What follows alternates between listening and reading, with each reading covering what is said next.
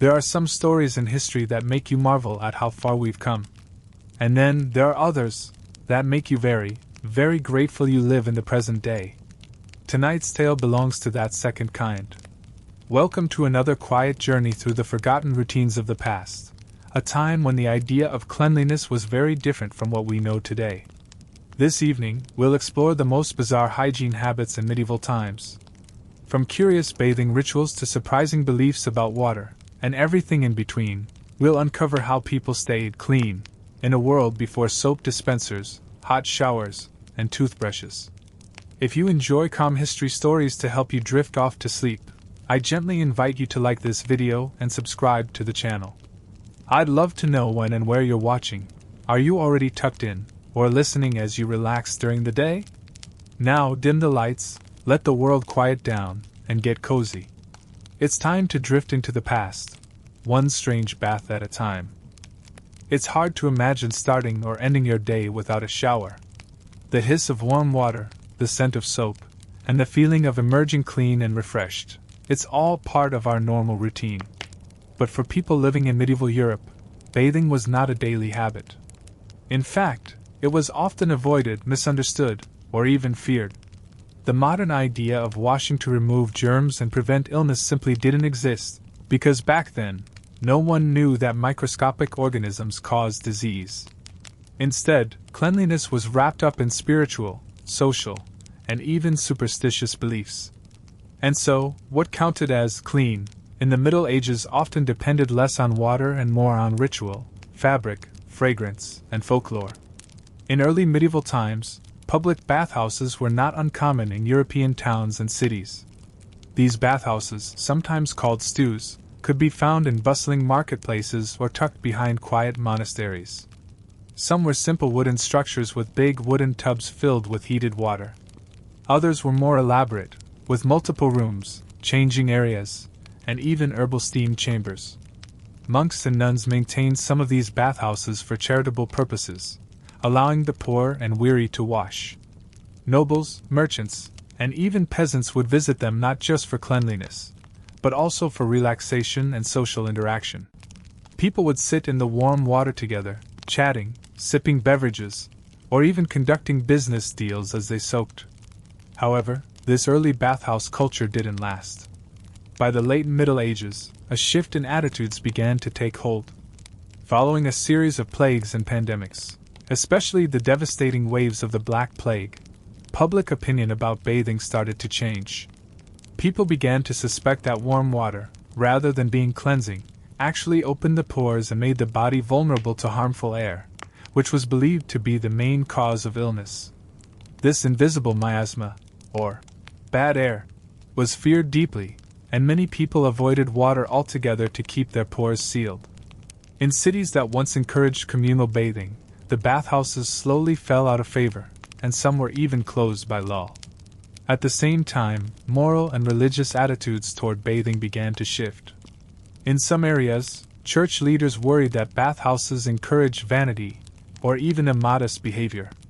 While not all religious figures opposed cleanliness, there were growing concerns about the environments of these public spaces. The idea of a quiet, modest life became popular in many religious circles, and too much attention to the body was sometimes seen as indulgent. As bathhouses fell out of use and fear of disease grew, the idea of washing regularly with water became less common, especially among the poor.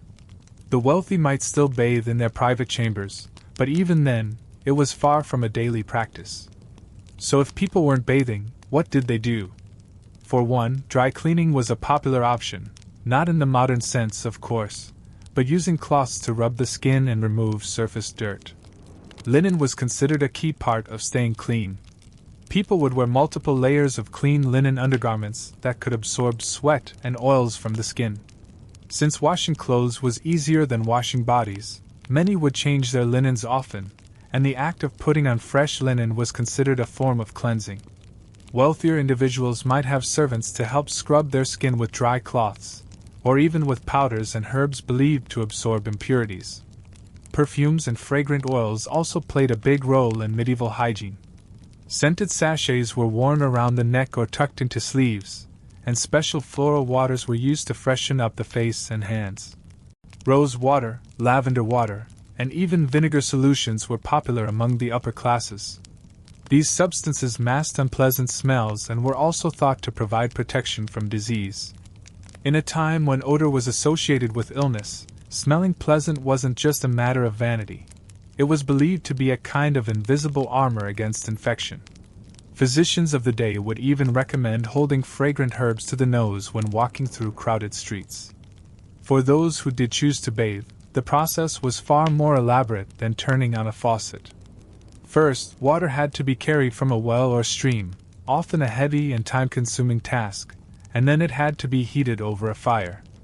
A large wooden or metal tub would be set up in the kitchen or a private room, and once filled, a person might soak in the water alongside herbs like thyme, chamomile, or sage. These herbs were believed to relax the body, soothe the skin, and protect against spiritual and physical ailments. But because of the effort involved, these baths were rare and usually reserved for special occasions or for individuals who were ill, wealthy, or about to attend a major event. One of the most unusual aspects of medieval hygiene was the way different seasons affected bathing habits. During the summer, some people were more likely to bathe outdoors in rivers, streams, or even wooden tubs set up in gardens or courtyards. However, in colder months, especially in northern Europe, bathing was almost entirely abandoned. The lack of central heating made it uncomfortable, and even dangerous to undress and expose the body to cold air. As a result, layers of clothing stayed on, and linen undergarments were relied upon more heavily than ever. Dry rubbing, scented powders, and fresh garments became the go-to strategies for staying clean in winter. Teeth cleaning in medieval times was another fascinating, and sometimes bizarre, topic. While they didn't have toothpaste or toothbrushes as we know them, people still cared about their teeth and breath. Common methods included chewing herbs like mint, fennel, or sage, which helped freshen the breath and clean the mouth. Some wealthier individuals might use a rough cloth to rub their teeth or rinse with wine or vinegar. Powdered charcoal, ashes, or crushed herbs were sometimes applied directly to the teeth to scrub away debris. Though some of these substances were abrasive and may have damaged enamel, they were considered the best available options. Hair care was also handled in unique ways. Soap was rare and expensive, so instead of shampoo, people used herbal rinses made from infusions of rosemary, nettle, or chamomile. Combs made from wood, bone, or horn were used to detangle and remove lice, which were a common issue. Women often covered their hair with veils, wimples, or caps, not only for modesty but also to protect it from dust and dirt. Men typically kept their hair shorter, but long hair among noblemen was not uncommon. Washing the hair was a rare occasion, and oils or powders might be applied to reduce grease and improve the scent. Perhaps one of the most surprising hygiene habits of the Middle Ages involved communal grooming. In villages and small communities, it was not unusual for neighbors or family members to help each other with tasks like lice removal. Nitpicking, literally, the act of removing lice eggs from hair, was often done as a bonding activity, especially among mothers and daughters or between friends. It was not seen as shameful, but rather as a normal and even affectionate part of daily life. This practice, though unpleasant by today's standards, was rooted in a sense of care and cooperation. Public sanitation in medieval towns and cities also had a direct impact on personal hygiene. Streets were often muddy, crowded, and filled with waste from both animals and humans. Open drains or ditches lined the roads, and the risk of stepping into something unpleasant was high. People wore long garments and high boots to protect themselves from splashes. In such an environment, keeping one's body clean was an uphill battle. This led to a general acceptance of dirt as a part of life. What we might consider filthy was, to many medieval people, simply normal and unavoidable. Interestingly, attitudes toward cleanliness varied depending on social class and geography. In parts of the Islamic world during the Middle Ages, hygiene was considered a religious obligation, and bathing was much more common. Islamic cities often had advanced water systems, public bathhouses, and a cultural emphasis on washing before prayer. Travelers from Europe sometimes wrote with fascination or envy about these practices. Meanwhile, in Europe, The wealthy could afford private baths and perfumed waters, while peasants relied on streams, cloths, and whatever resources were available. But across all classes, there was a shared belief that cleanliness was connected not just to health, but to morality, discipline, and even social standing. Despite the lack of modern conveniences, medieval people were not completely indifferent to hygiene. They did what they could with the tools and knowledge they had. Whether it was through layers of linen, bowls of rose water, or herbal hair rinses, they found creative ways to stay fresh, or at least fresh enough. What may seem bizarre to us today was perfectly reasonable within the context of their world. And in many cases, their habits were shaped more by fear, faith, and practicality than by laziness or ignorance. Looking back, it's easy to be grateful for warm showers, gentle soaps, and toothpaste. But perhaps there's also something to admire in the medieval effort to maintain dignity and cleanliness despite the challenges. Their world was harsh and messy, but still, they found rituals and routines that brought comfort, however peculiar they might seem now. And in understanding those rituals, we begin to see not just their strangeness, but their humanity. In the medieval world, cleanliness was not just about water and washing, it was just as much about fabric, layering, and laundering. While today we think of bathing as the primary method of staying clean, medieval people often relied more on their clothes than on soap or water. To them, a fresh linen garment wasn't just something to wear, it was a personal sponge, a protective layer between their skin and the outside world, and a reusable tool for hygiene. Understanding how medieval folks approached clothing gives us a deeper view into their unique and often bizarre hygiene routines, especially in a time when resources were scarce, and water was both precious and sometimes feared. One of the most surprising facts about medieval hygiene is that while people may not have washed their bodies frequently, they often changed their underclothes with regularity, especially among those who could afford it. Linen was the material of choice for garments worn closest to the skin. Its fibers were soft, breathable, and more importantly, absorbent. A typical person might wear a linen shirt or chemise as their first layer, tucked under heavier wool or leather garments. These linen layers absorbed sweat, body oils, and even dirt. Over time, people began to consider the act of putting on clean linen as equivalent to washing the body itself. In noble or wealthy households, a person might change their linen garments daily or even multiple times a day, particularly during hot weather or long journeys. The effort involved in washing linen, however, was not small. Doing laundry in the medieval period was an arduous, physical process. First, the linen had to be soaked in water, often hauled from a river or well. Then it was pounded, scrubbed, or beaten against stones to remove dirt and oil. Soap was not widely available to common folk. Instead, people used ash, clay, or fermented urine to help lift grime from the fabric.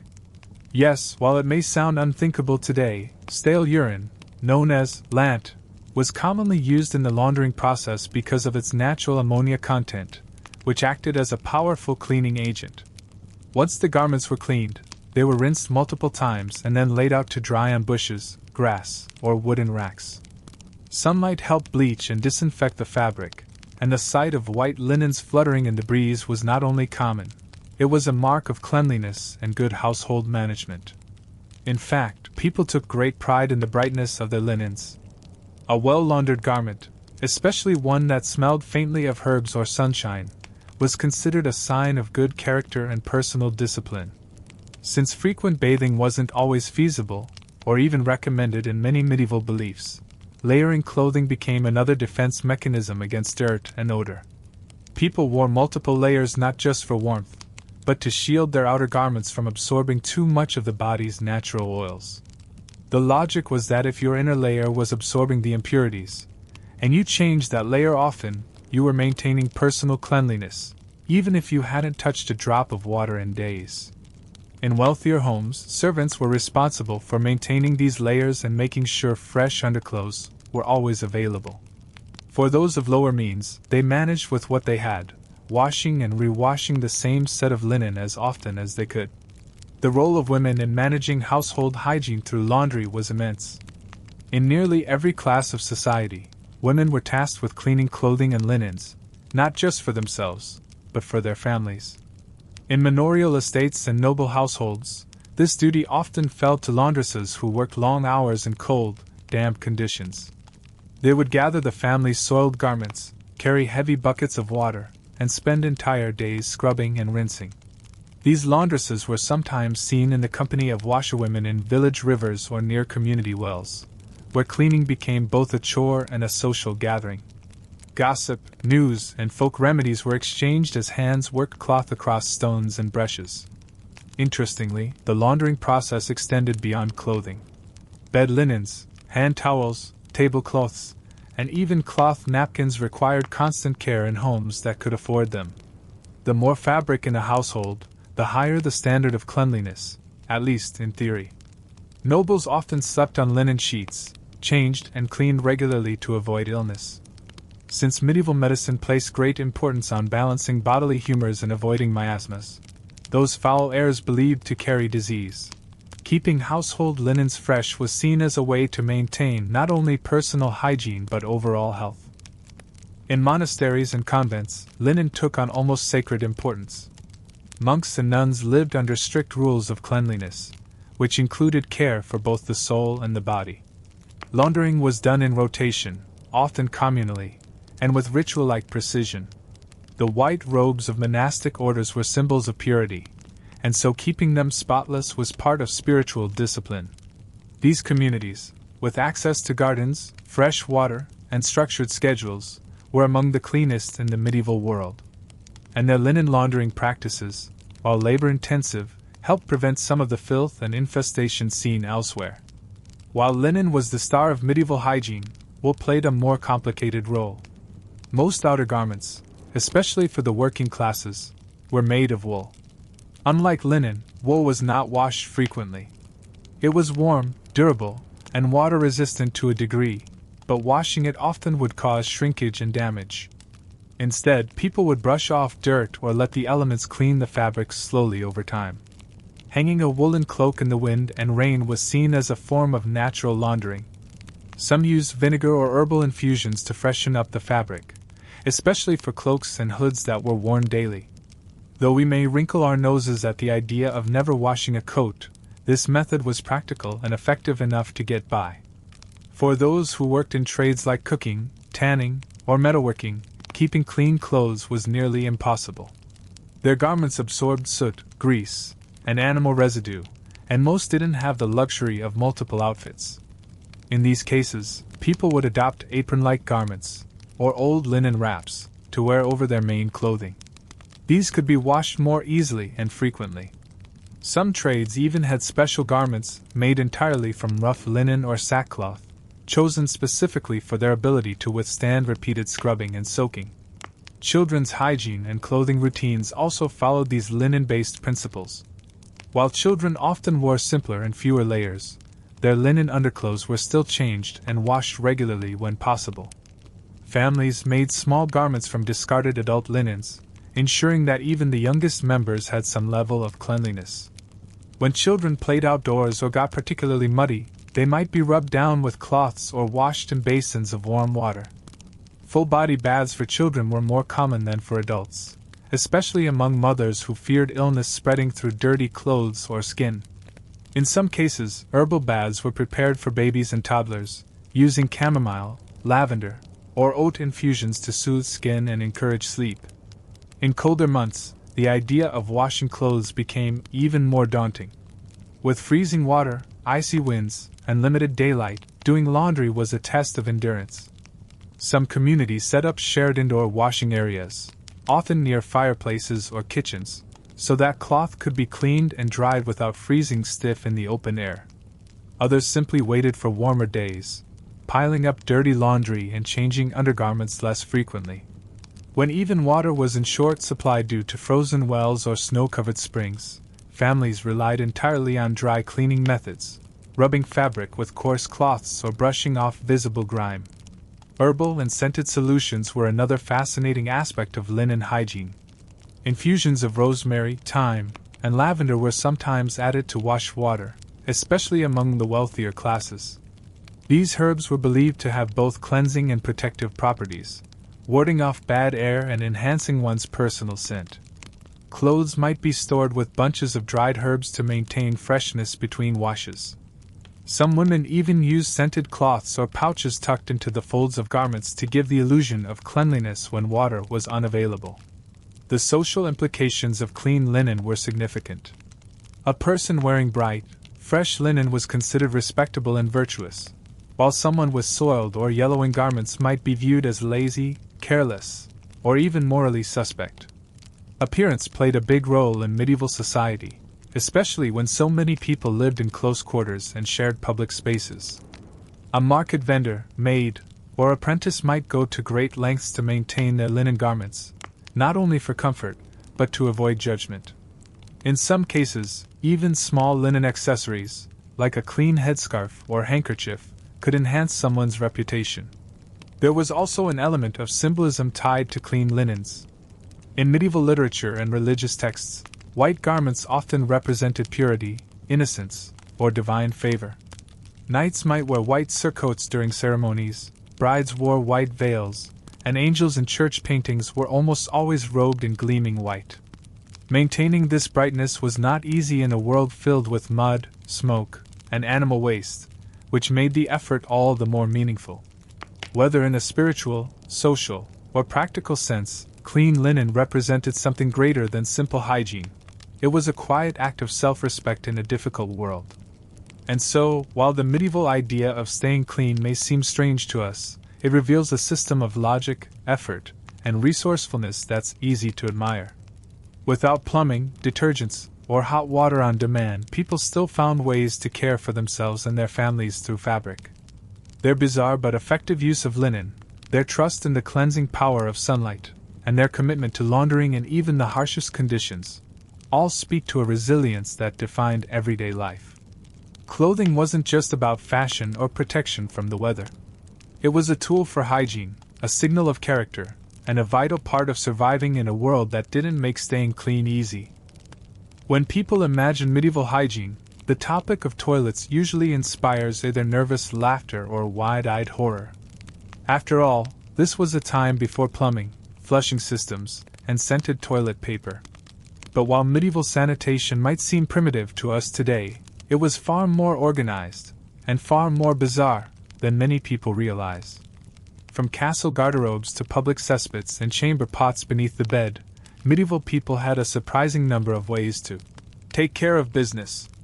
Their methods were rooted in necessity, practicality, and deeply held beliefs about health, privacy, and cleanliness. And as we explore how medieval men, women, and children handled one of life's most basic needs, we begin to see a fascinating side of history that's rarely discussed in polite company, but utterly essential to understanding daily life. In most medieval homes, there was no such thing as an indoor bathroom in the way we know it. The majority of people lived in modest houses or cottages, often with only 1 or 2 rooms for an entire family. If someone needed relief, they didn't head down a tiled hallway to a private bathroom. Instead, they used a chamber pot, a simple bowl or bucket, usually made of clay, wood, or metal. These chamber pots were kept under beds, next to fireplaces, or tucked behind furniture for privacy. In the morning, their contents were emptied outside, into a communal cesspit, a garden, or even directly onto the street, though laws in many towns eventually discouraged this practice for obvious reasons. For wealthier families, especially those living in castles or large manor houses, things looked slightly different, but no less strange. Castles often had a feature known as a garderobe. This was a small stone room that jutted out from the castle wall, sometimes located high above the ground. A wooden seat with a hole was built into a stone ledge, and beneath that hole, well, gravity did the rest. Waste would drop into a chute and fall down to a pit below, or into the moat if the castle had one. The smell, as one might imagine, was considerable.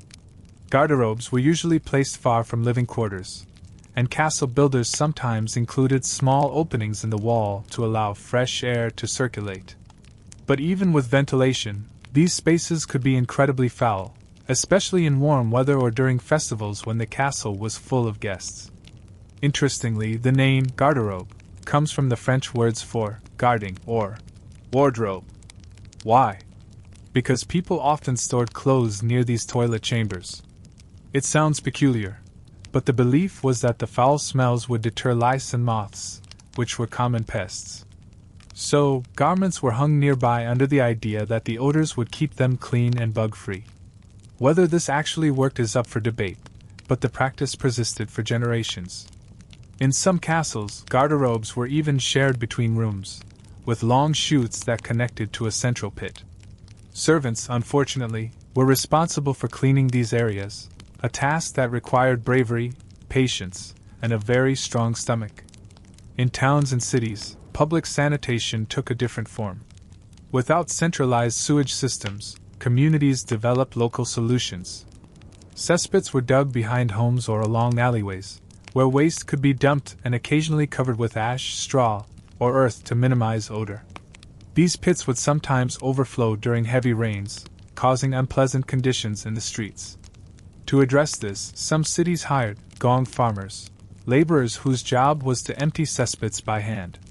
Working at night and usually earning better than average wages, these individuals were tasked with scooping out waste, transporting it in barrels, and disposing of it far from town. It was dangerous, difficult work, but also essential. Without gong farmers, medieval towns would have been overwhelmed by filth, and disease would have spread even more rapidly. Medieval laws attempted to regulate sanitation, especially in more populous areas.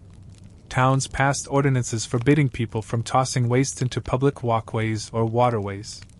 Violators could be fined or even punished with public humiliation.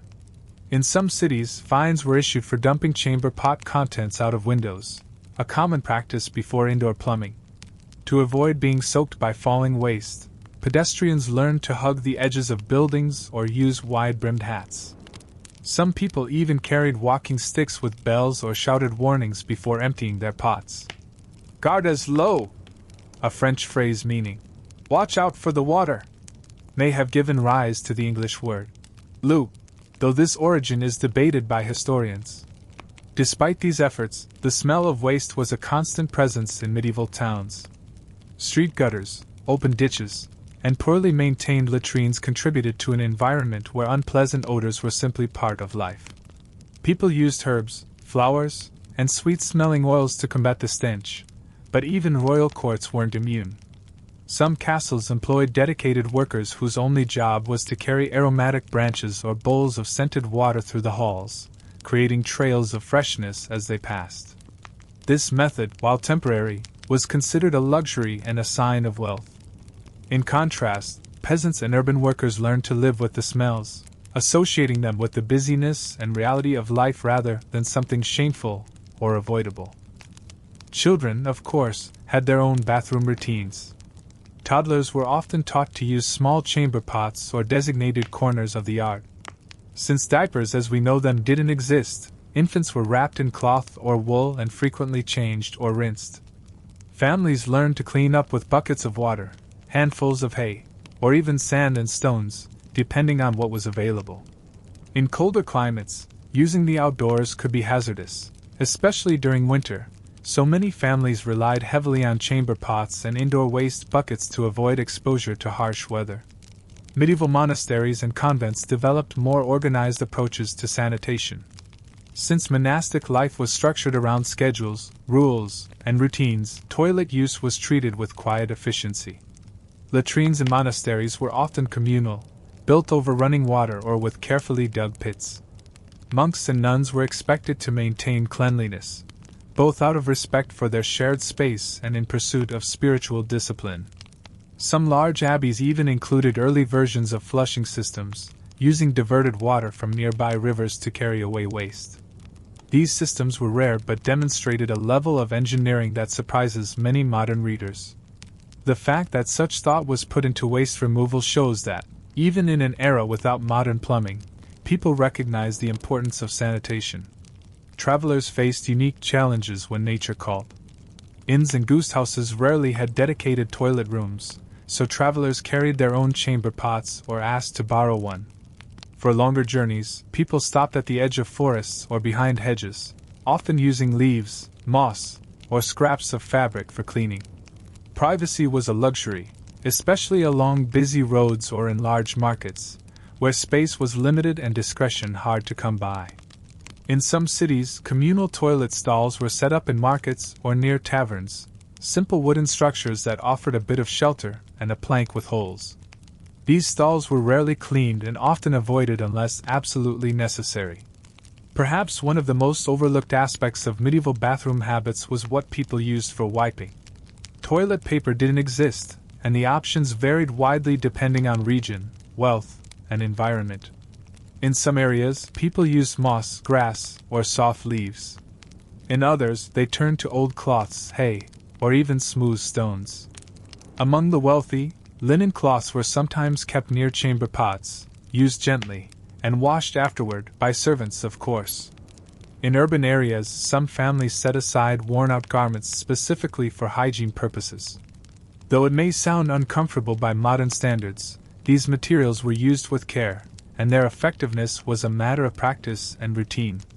In royal households, special attendants known as grooms of the stool had the peculiar but prestigious job of assisting the monarch with toileting. Far from being seen as humiliating, this role was considered one of great trust. The groom would not only manage the king's chamber pot but also attend to matters of cleanliness and personal comfort. Because the groom worked closely with the sovereign in such an intimate setting, he often became a trusted advisor and confidant. The role was a blend of servant, secretary, and personal assistant.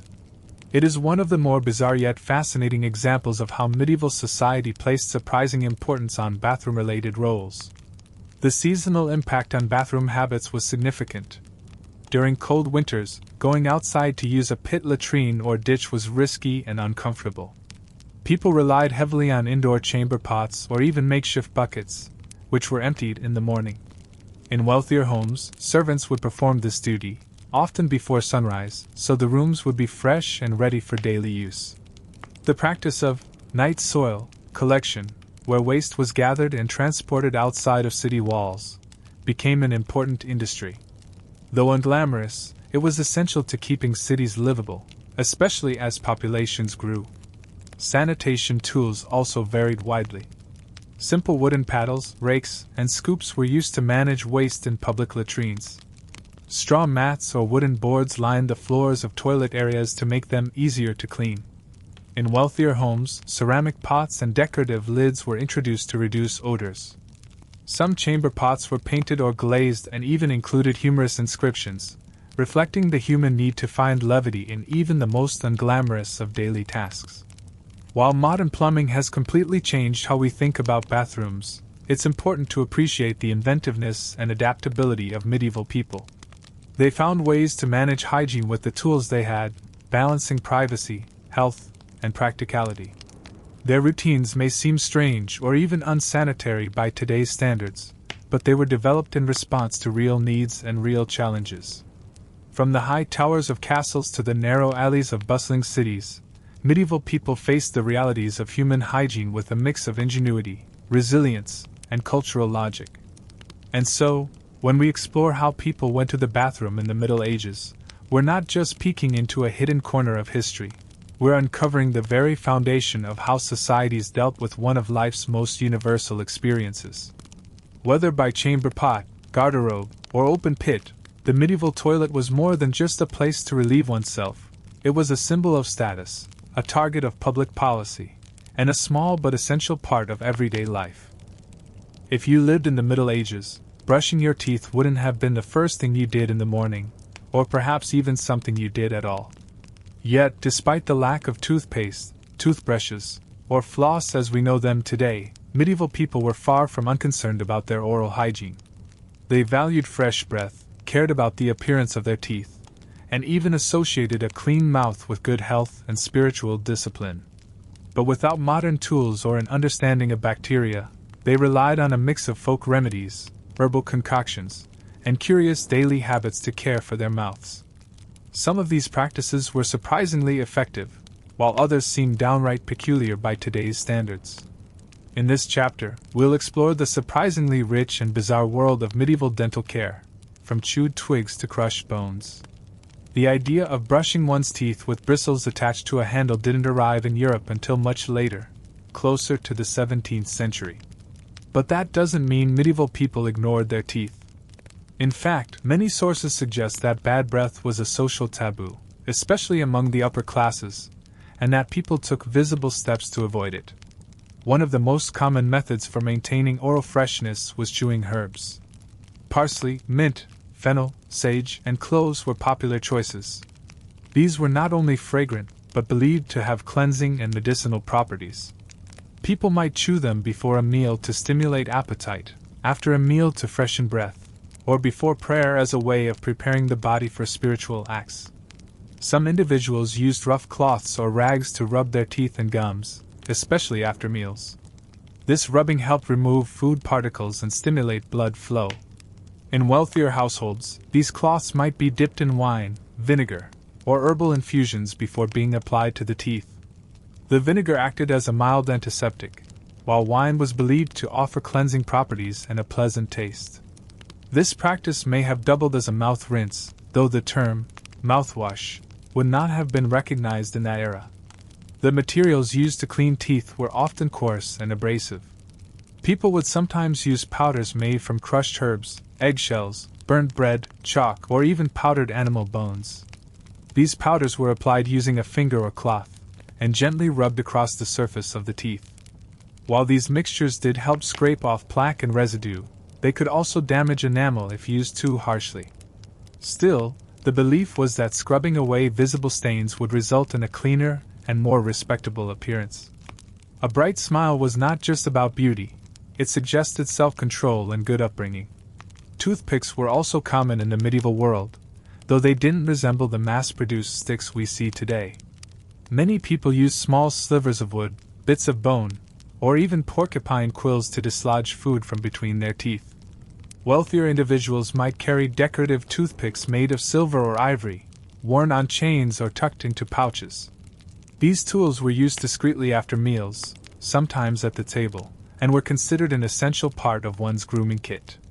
Manuals on etiquette even referenced the proper use of toothpicks, cautioning against using them too loudly or aggressively in polite company. Mouth rinses were another form of dental care.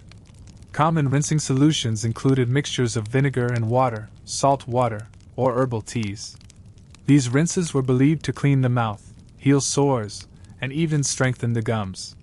Some medieval physicians recommended swishing with warm wine after meals, especially spiced wine, which was thought to refresh the breath and prevent illness.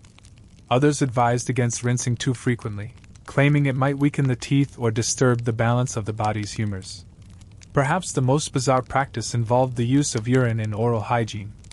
While not widespread, there are documented cases in which stale urine was used as a mouth rinse or ingredient in tooth-cleaning powders. This practice, rooted in ancient Roman traditions, persisted in some medieval medical texts. The idea was that aged urine, rich in ammonia, acted as a disinfectant and stain remover. Needless to say, this method was not popular with the general population and was mostly recommended by medical writers rather than embraced by everyday people. Still, its presence in historical records speaks to the extreme lengths some people were willing to go in the name of cleanliness. Religious institutions played a significant role in shaping oral hygiene habits, particularly through rules around fasting and penance. Monks and nuns were expected to maintain not just spiritual purity, but physical cleanliness as well. Though their focus was more on modesty and inner discipline, some monastic rules included instructions on grooming. Clean mouths were encouraged during prayer and communion, and fasting periods often included abstaining from strong-smelling foods that might affect breath. Some monasteries had herbal gardens where mint and sage were grown specifically for rinses and chewing. These rituals reflected the belief that bodily care supported spiritual well-being. Children were taught basic oral care early on, especially if they belonged to wealthier families. Nurses and mothers would rub their gums with cloth or dab herbal infusions onto their teeth. Chewing sticks made from soft twigs were given to toddlers to help with teething, and they also helped clean the mouth. These practices were passed down through generations, becoming part of household routines. Though formal dentistry didn't exist, There was an awareness that neglecting one's mouth could lead to discomfort or social embarrassment. When problems did arise, medieval people turned to a mix of herbal remedies, spiritual rituals, and folk medicine. Toothaches were a common complaint, and without access to modern dental care, sufferers endured great discomfort. Remedies for toothaches ranged from the practical to the mystical. One popular treatment involved applying a paste of crushed garlic or onions to the jaw. Others involved chewing on clove buds or drinking warm infusions of chamomile. If pain persisted, people might seek help from a barber surgeon, a traveling medical practitioner who handled everything from bloodletting to tooth extraction. Tooth pulling was a dramatic and painful process. Without anesthetics or sterile tools, barber surgeons used forceps, pliers, or even specially crafted tongs to extract decayed teeth. The patient was often instructed to bite down on a stick or hold onto something tightly during the procedure. Some surgeons would recite prayers or charms during the extraction, hoping to ease the pain or protect the soul. After the tooth was removed, herbal salves were applied to the gums to prevent swelling or infection. Though risky, these extractions were sometimes the only option for someone in constant pain. Social class played a major role in how oral hygiene was practiced and perceived. Nobles had access to imported herbs, fine wines, and skilled attendants who assisted with grooming. They could afford to keep their teeth relatively clean and their breath pleasant.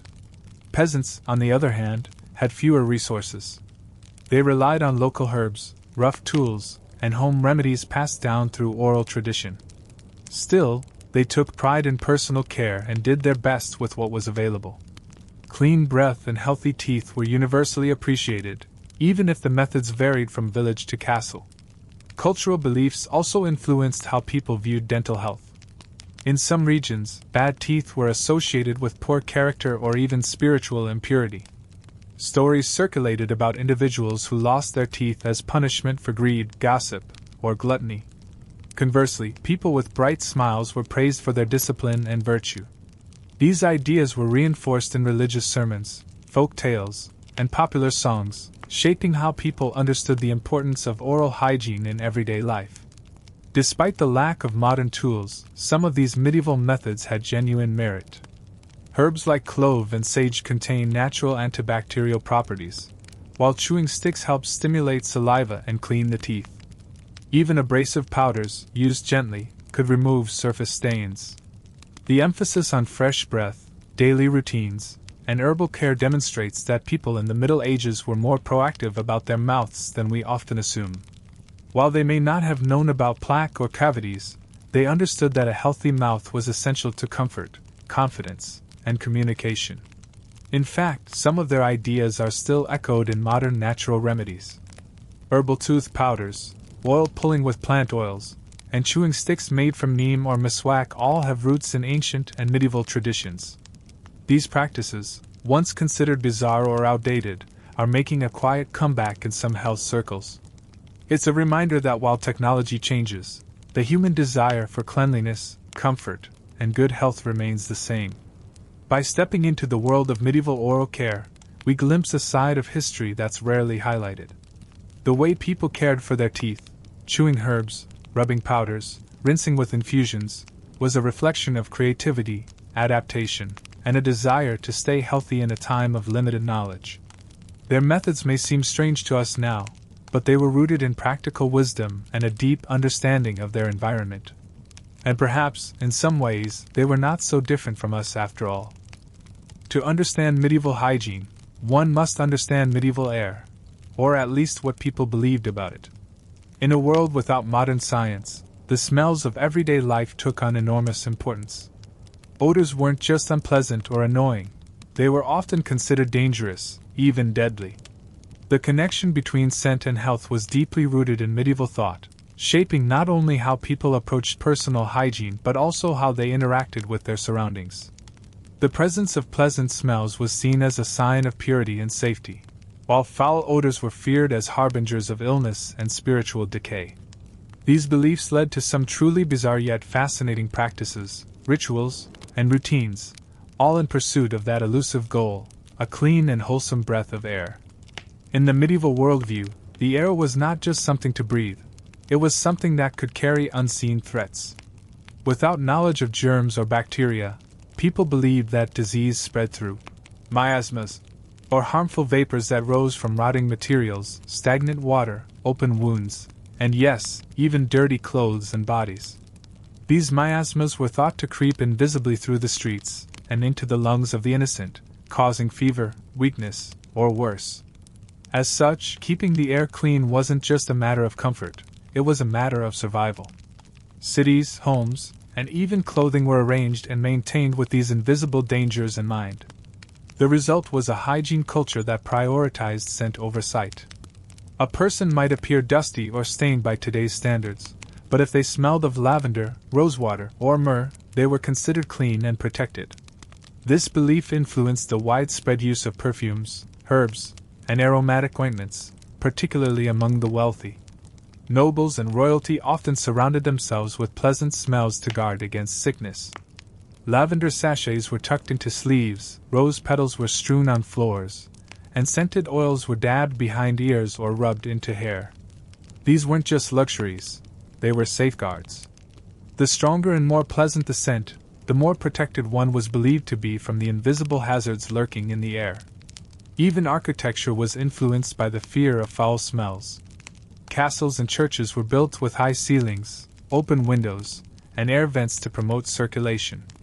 Monasteries often featured long, airy cloisters that allowed breezes to pass through.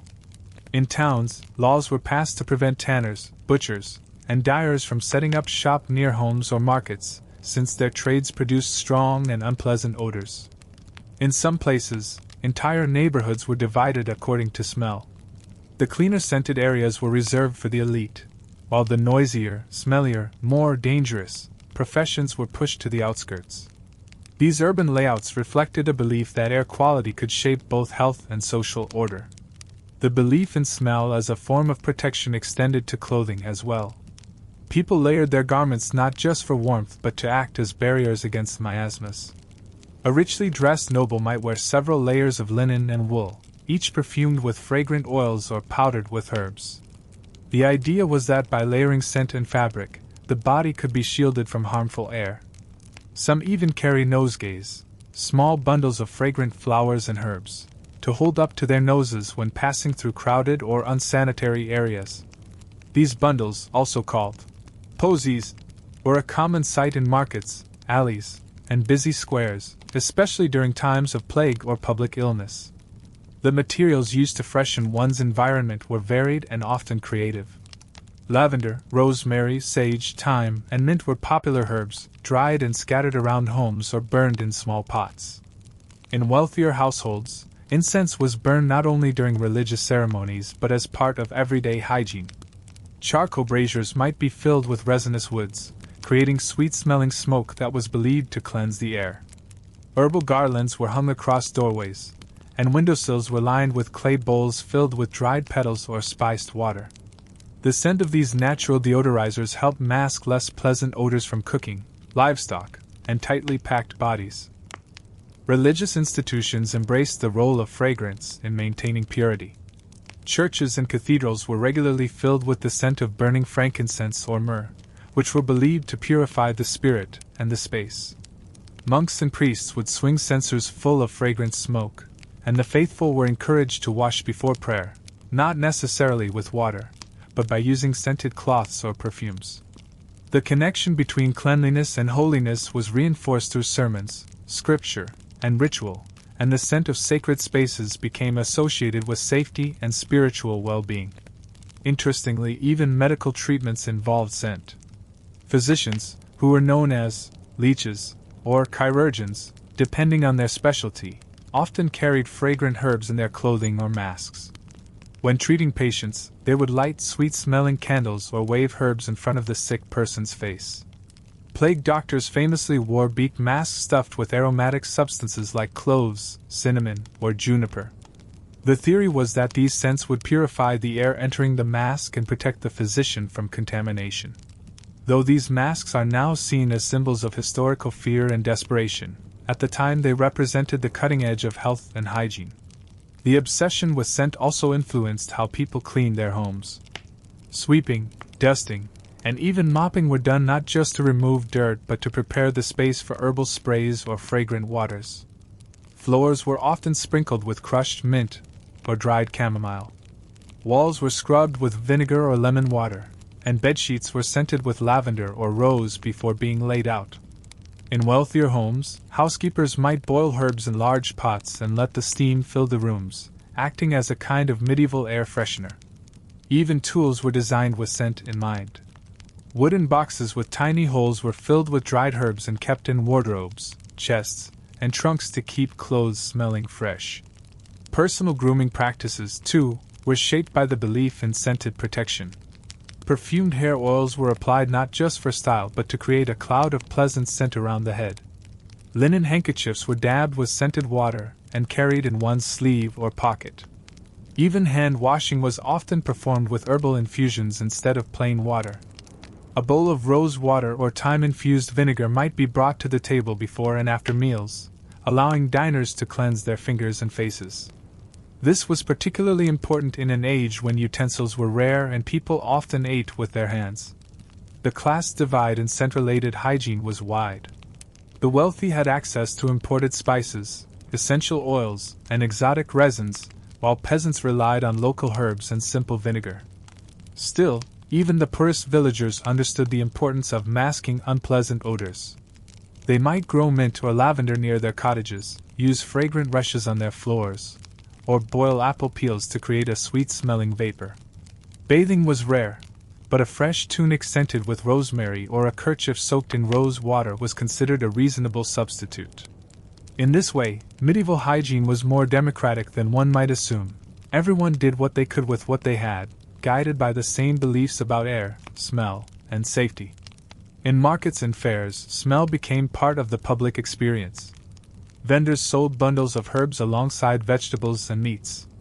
Traveling apothecaries offered bottles of scented oil as protection against sickness.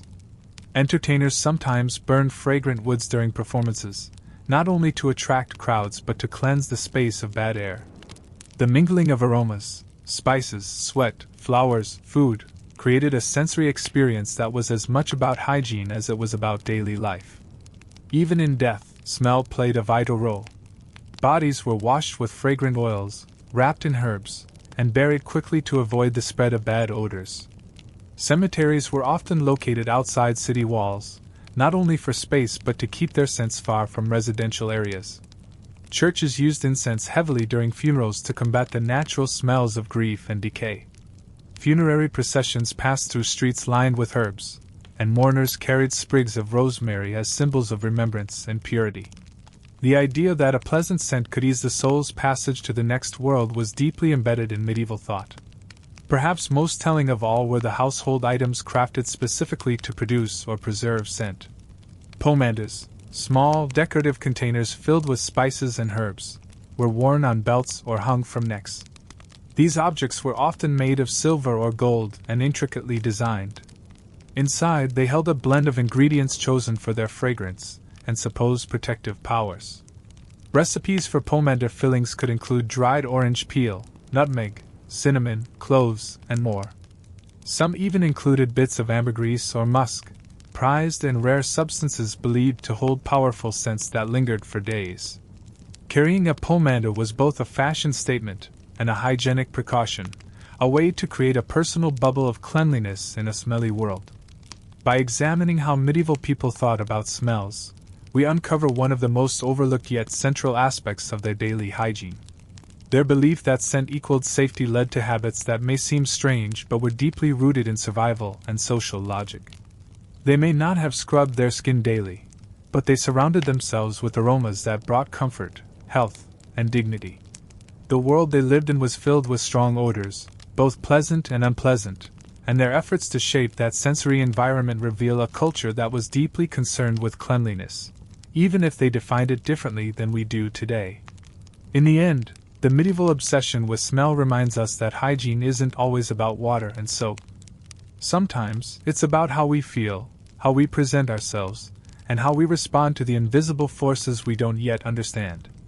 Their world may have been filled with strange scents and stranger solutions, but at its heart was a simple truth: to feel clean is to feel safe. And in a world without modern medicine, that feeling was as close to protection as one could hope for.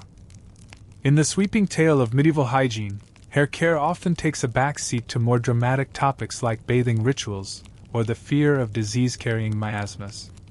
But for people living in medieval Europe, maintaining healthy hair and a clean scalp was just as important, especially when cleanliness was often judged by appearance and scent rather than scientific accuracy. Though they lacked modern shampoo, conditioner, and hair salons, medieval men and women developed their own unique and often strange ways of dealing with grease, lice, tangles, and all the challenges of hair hygiene in a world of limited resources and knowledge. Their routines, which varied by region, class, gender, and season, paint a fascinating picture of how a society obsessed with cleanliness, yet cautious of water, managed one of the body's most visible features. Hair, like clothing and scent, was a symbol of identity and status. The way it was worn, cared for, and presented spoke volumes about a person's place in society.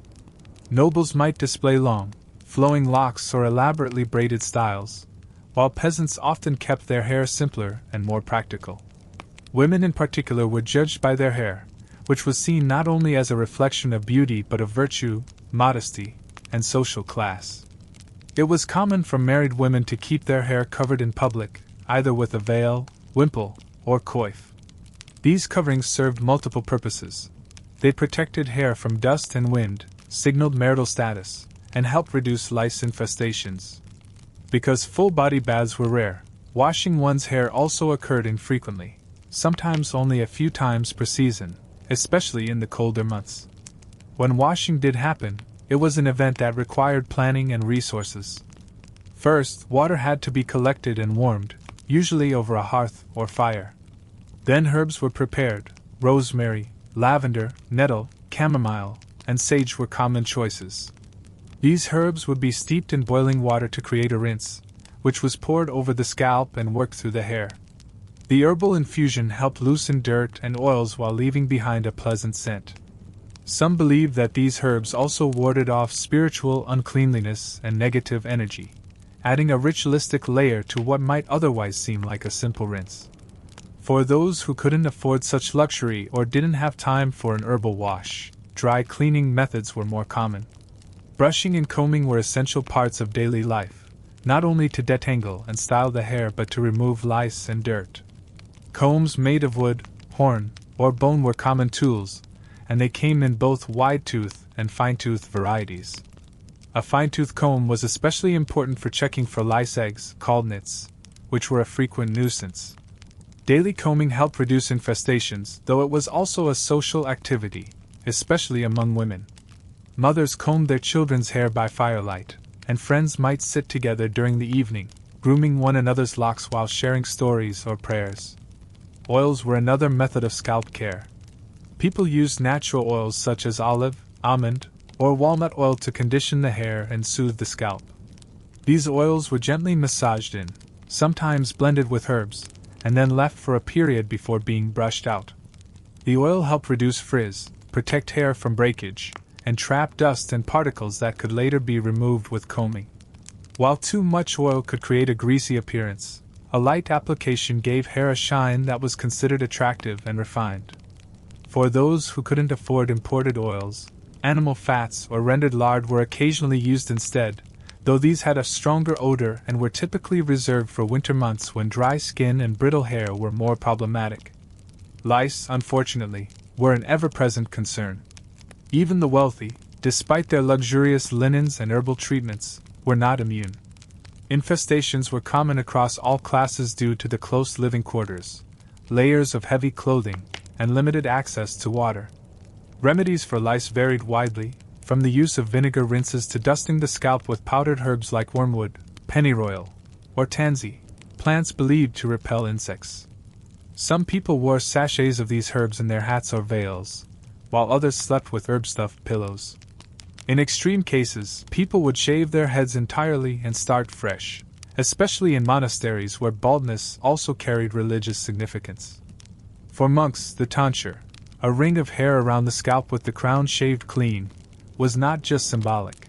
It also reduced the need for daily hair maintenance. Hair washing traditions also reflected the seasons. In warmer months, people were more likely to wash outdoors, using river water or setting up tubs in the privacy of a garden or courtyard. Children might be washed along with clothing, splashing in wooden basins while their mothers poured herbal water over their heads. In colder seasons, hair washing was far more difficult. Water would need to be heated indoors, and drying could take hours. Without hair dryers, people relied on sitting near the hearth or wrapping their hair in linen cloths to absorb moisture. The risk of catching a chill was considered very real, and some people postponed hair washing entirely during the winter, relying instead on powders, oils, and frequent combing to keep their hair presentable. Haircuts were usually handled at home or by local barbers. For men, short hair was common among peasants and laborers, as it was easier to manage and kept cooler in summer months. Nobles and courtiers might grow their hair longer, though still well-groomed and shaped to reflect fashion. Barbers not only cut hair but also acted as surgeons and tooth pullers, making the local barber an essential figure in any village or town. Haircuts were not necessarily scheduled on a routine basis but were often tied to events like religious festivals, changes in season, or important life milestones such as a child's first haircut or a woman's marriage ceremony. Hairstyling, particularly among noblewomen, was an elaborate affair. Braids, buns, twists, and even padded headdresses were used to create intricate looks that required hours of preparation. Hair was often dyed using natural ingredients such as henna, saffron, or walnut shells. Blonde hair was especially prized in some regions, and women went to great lengths to lighten their locks by applying mixtures of lemon juice and sitting in the sun. Some even wore wide-brimmed hats with slits at the crown to expose only the hair to sunlight, while shielding their skin. These sunning sessions were part beauty ritual and part social event, with noblewomen gathering outdoors to chat while brightening their tresses. Men, too, had grooming expectations. Beards came in and out of fashion depending on the time period and region. In some eras, a clean-shaven face was seen as the height of refinement, while in others, a full beard signaled wisdom and authority. Facial hair was trimmed using simple knives or shears, and shaving was done with the help of warm water, cloth, and sometimes pumice stones to exfoliate the skin.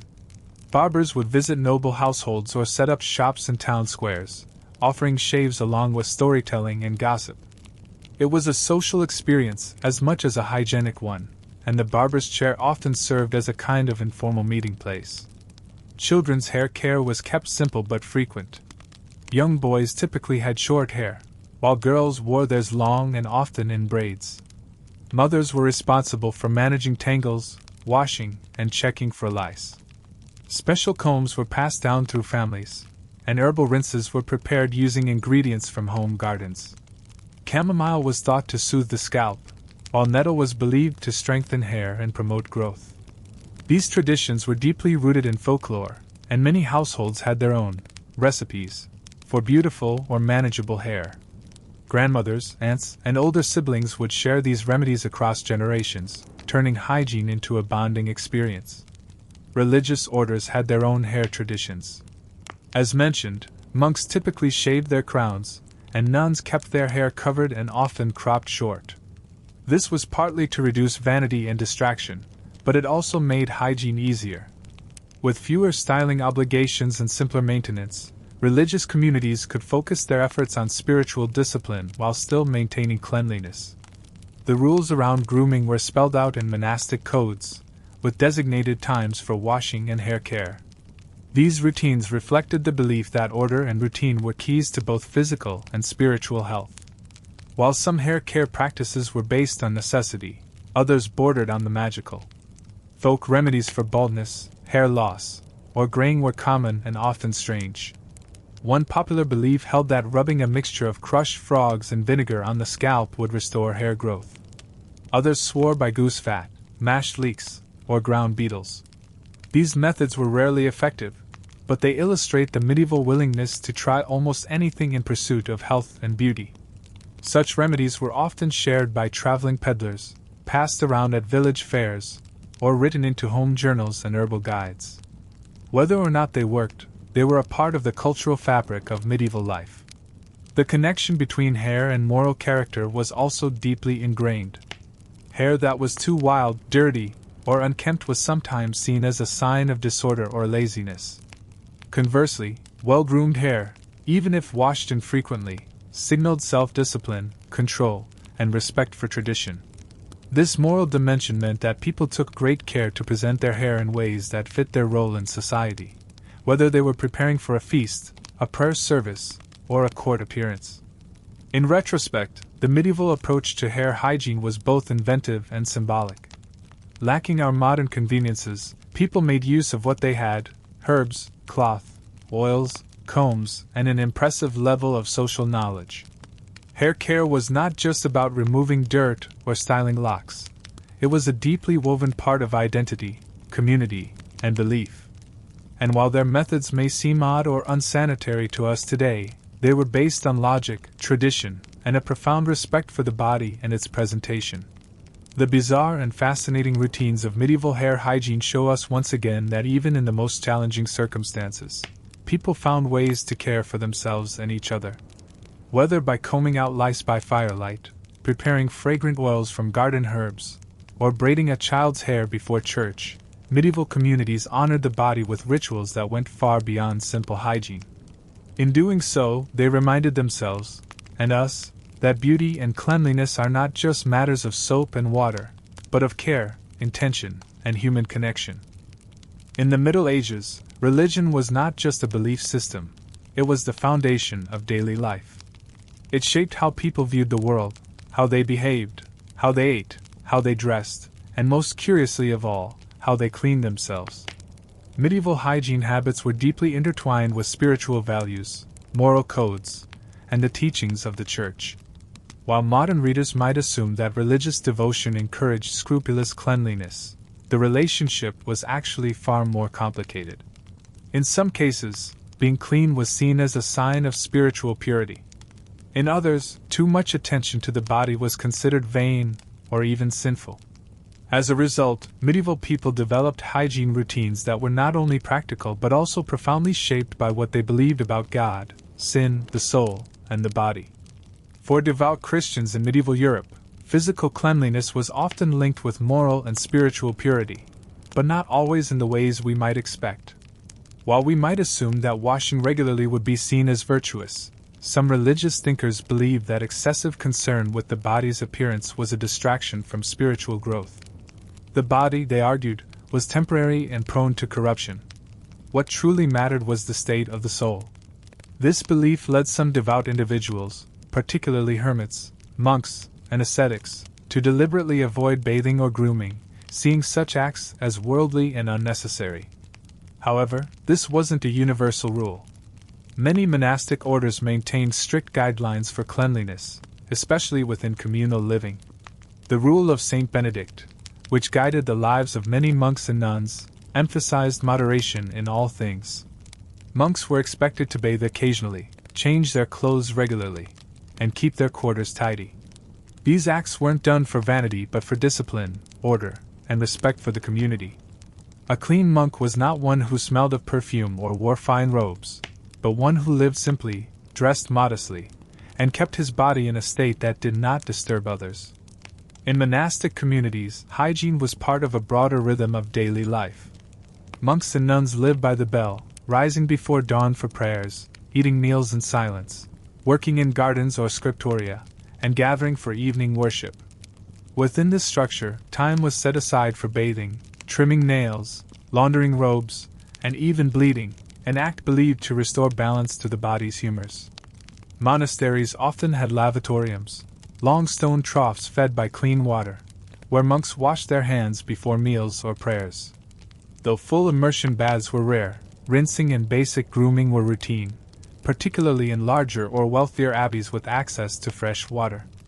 Pilgrimages, another deeply spiritual practice of the time, also played a role in shaping hygiene habits.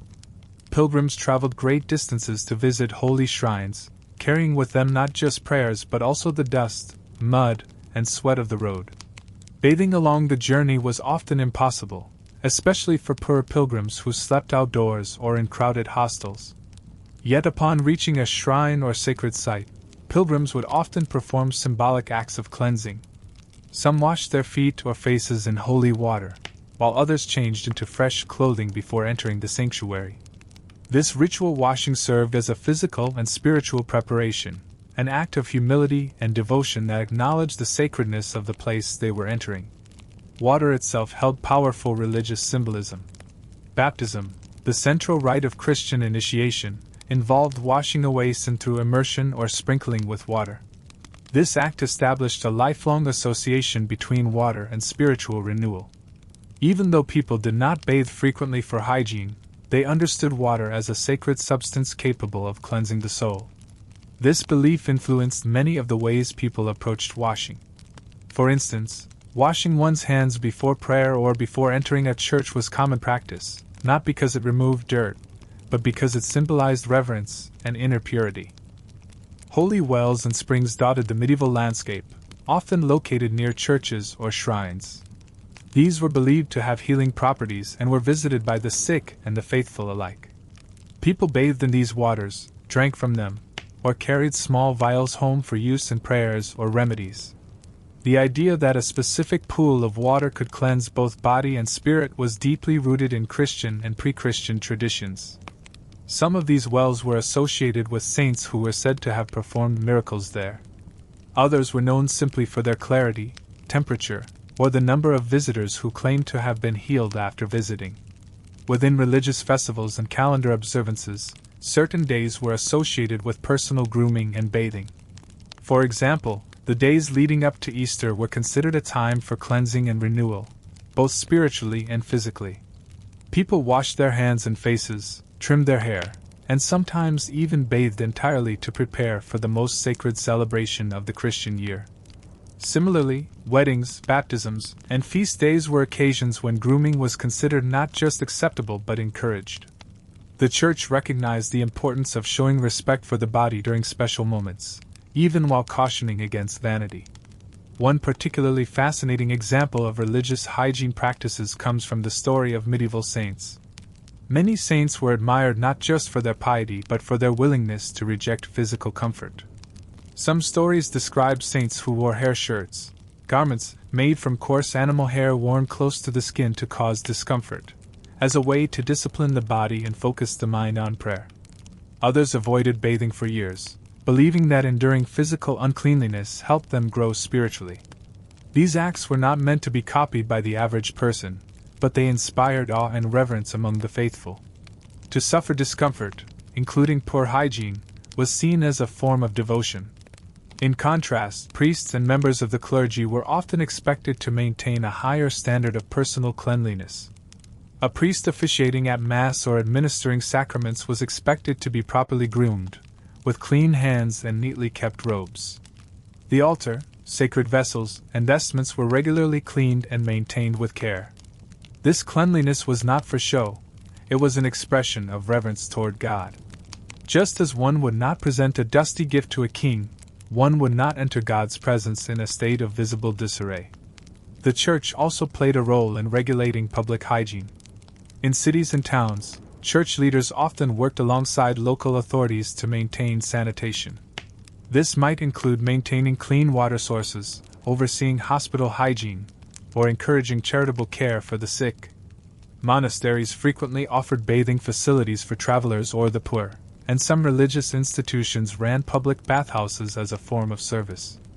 These bathhouses were seen as places not just for washing the body but for restoring dignity and providing care to those in need. Religious views on hygiene also intersected with ideas about gender. Women, particularly those entering convents or serving in religious roles, were taught to care for their bodies in ways that reflected modesty and restraint.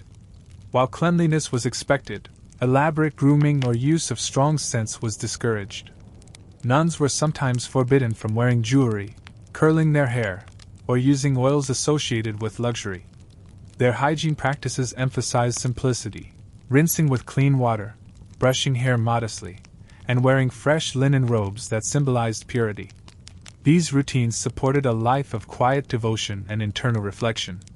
In medieval Islamic societies, which also thrived during this period, the relationship between religion and hygiene was even more structured. Ritual washing, known as wudu, was performed multiple times a day before prayer, involving the washing of hands, face, arms, and feet. Full body cleansing, or ghusl, was also required after certain life events. Public bathhouses, or hammams, were common and viewed as essential for both health and religious duty. While not part of Christian Europe's practices, these traditions reveal how different faiths shaped hygiene based on spiritual teachings. Back in Christian Europe, the idea of death and the afterlife also shaped personal hygiene. As people neared the end of life, they were often bathed and dressed in clean linen to prepare the body for burial. This was both a sign of respect and a way to ensure that the person entered the next world in a state of ritual cleanliness. In many communities, this task fell to family members or church attendants, who washed the hands, face, and feet of the deceased with scented water or vinegar. The body was then wrapped in a shroud and taken to church for final prayers. Cleanliness at the end of life was seen as part of the soul's journey, an act of purification and preparation. From the perspective of the medieval Christian, hygiene was never just about health or beauty.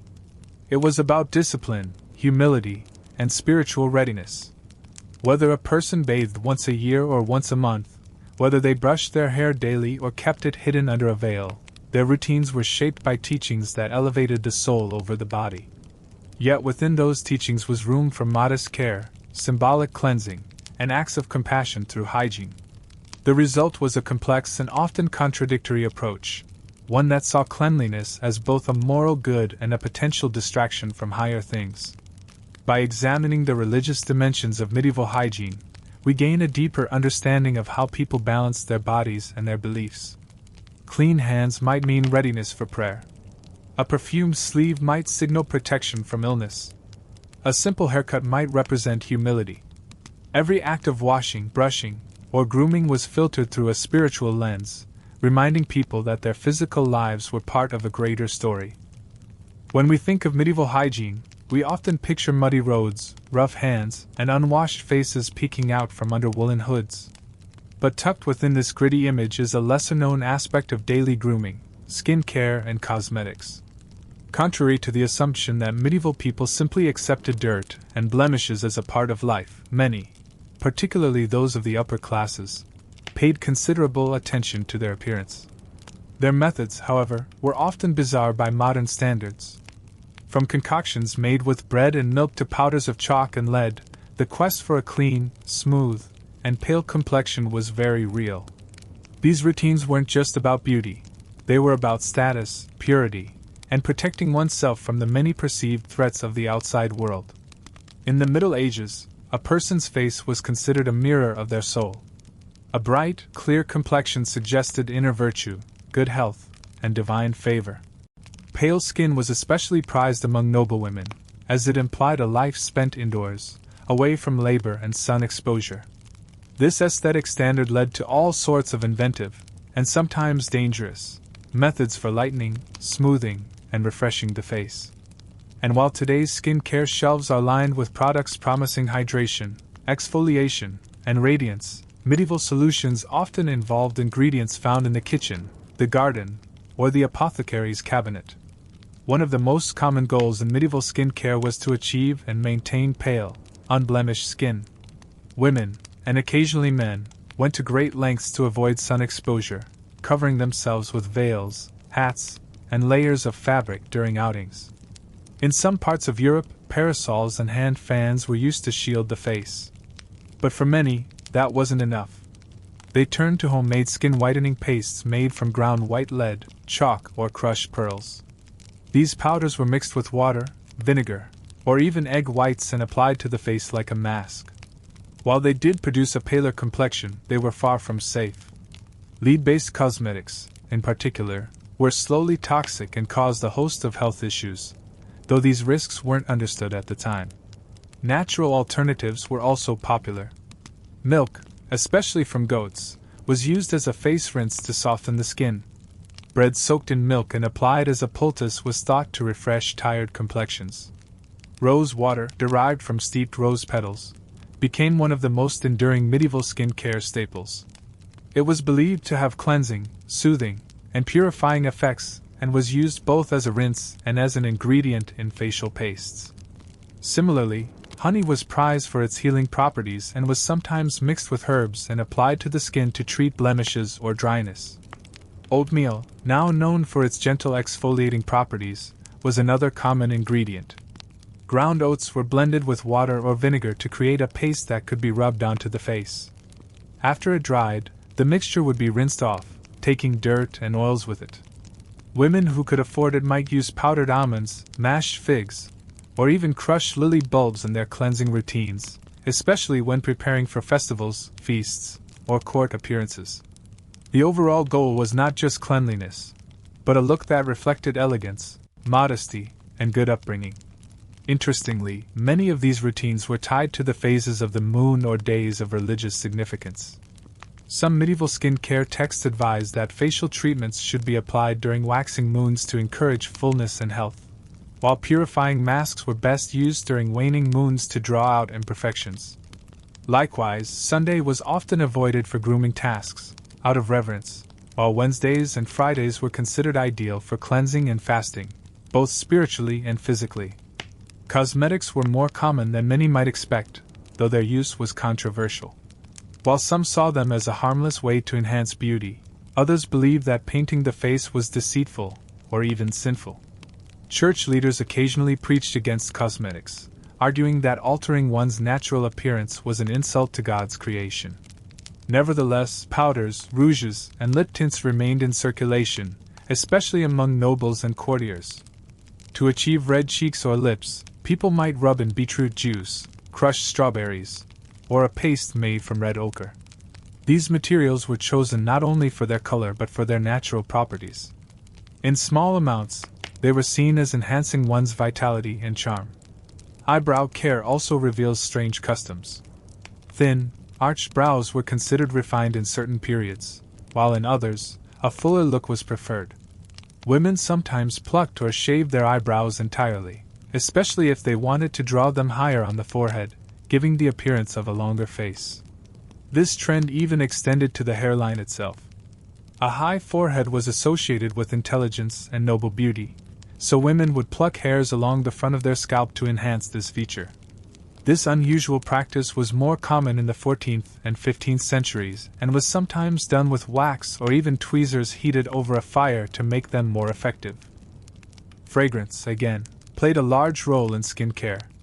Beyond just perfumes, scented waters were applied to the face and hands to mask odors and add a sense of refinement. These could be made from violet petals, marjoram, or orange blossoms, and were often kept in decorative bottles. Wealthy women might dab scented cloths across their faces throughout the day, especially after travel or during warm seasons when sweating was unavoidable. The goal was to maintain the illusion of freshness, even when bathing was not possible. Men, too, had their grooming traditions, though they were often simpler. A clean-shaven face or neatly trimmed beard was a sign of discipline and order. Knights, squires, and noblemen might use scented oils on their beards, particularly during courtship or diplomatic meetings. Some men even used powdered starch on their faces or gloves to reduce shine and give a soft, dry appearance. This practice also helped absorb sweat and was considered useful during long meetings or ceremonies. Skin ailments were common and were treated with a mix of herbal remedies and superstition. Pimples, boils, rashes, and blemishes were believed to be caused by imbalances in the body's humors. Treatments included washing the face with vinegar or wine, applying paste made from mashed herbs like plantain or yarrow, and reciting prayers or incantations during application. In rural areas, wise women or healers offered creams made from beeswax, goose fat, and local plants. These remedies were part of broader wellness practices that often combined faith, folklore, and observation of nature. Sunscreen, of course, did not exist, but people had ways of protecting their skin from the sun. Thick veils, wide hoods, and long sleeves helped keep the sun's rays off the face and arms. Some wealthy women wore face veils even indoors or carried fans to shield their faces during social events. The desire to remain pale was so strong that some used powdered lead or mercury-based lotions daily, despite their toxicity. The short-term effect was a smooth, porcelain-like finish, but long-term use often caused skin irritation, discoloration, or worse. Seasonal changes brought shifts in skincare routines. In winter, the cold, dry air led to cracked skin and chapped lips. People turned to fats, waxes, and thick oils to protect their skin, often applying these before going outdoors. In summer, cooling waters and fragrant powders were more common. People might store their rosewater or floral waters in cool stone cellars, bringing them out to refresh the face during hot days. Travel packs for nobles included jars of ointment, sealed vials of herbal water, and cloths perfumed with herbs or pressed between pages of sweet-smelling books. Cosmetic grooming wasn't just for the elite. Even among the working classes, there was an awareness of cleanliness and appearance. A young woman preparing for a village fair might apply a dab of rouge from a berry she picked herself. A merchant's wife might grind dried herbs into her wash water before heading to market. While resources were limited, the desire to look pleasant and presentable crossed class boundaries. Grooming was a way to feel human in a world full of hardship, and to prepare oneself for both public and spiritual interactions. Cleanliness of the face was also associated with hospitality and respect. When guests arrived, it was customary for the host to provide water for washing the hands and sometimes the face. Linen cloths were offered, and fragrant waters might be used. This ritual, simple as it was, conveyed honor, generosity, and a shared understanding that a clean face brought dignity and peace to the home.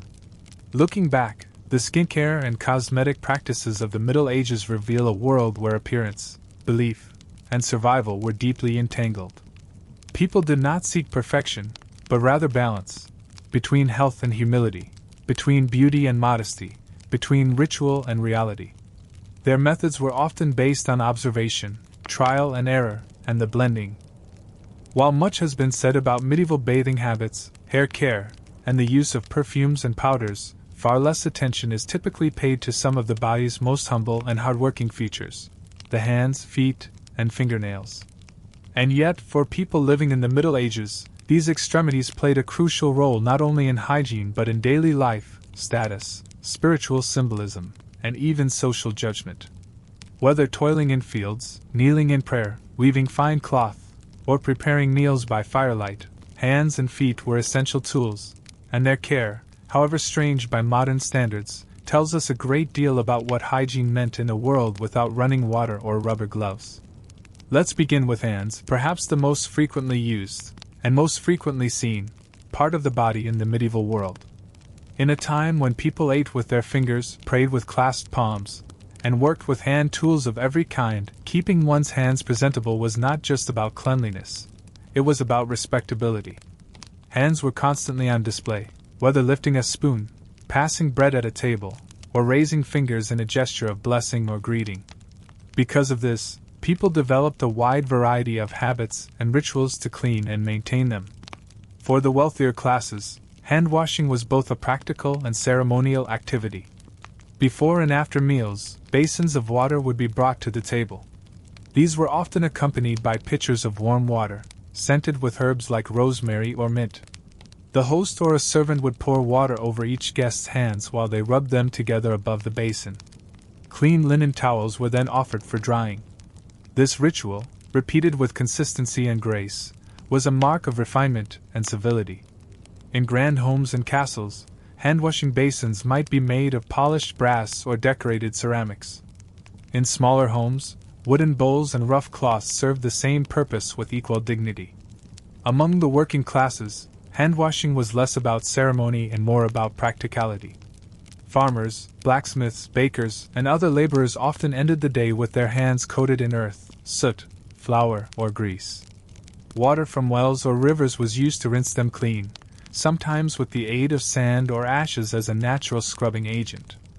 Ash, in particular, had mild abrasive properties and was readily available from hearth fires. A handful of ash and water made a gritty paste that could remove grime from the skin. Afterward, hands might be rubbed with a scrap of linen or wiped dry on the hem of a tunic. Though less glamorous than perfumed rinses, these routines were often just as effective and more rooted in necessity. Religious practices also emphasized clean hands. In monasteries, before entering the chapel for communal prayer, monks would rinse their hands as a gesture of purification. The connection between clean hands and a clean soul ran deep in Christian thought. Clergy were expected to wash their hands before handling sacred objects during Mass. This symbolic act, called the lavabo, reflected both humility and reverence.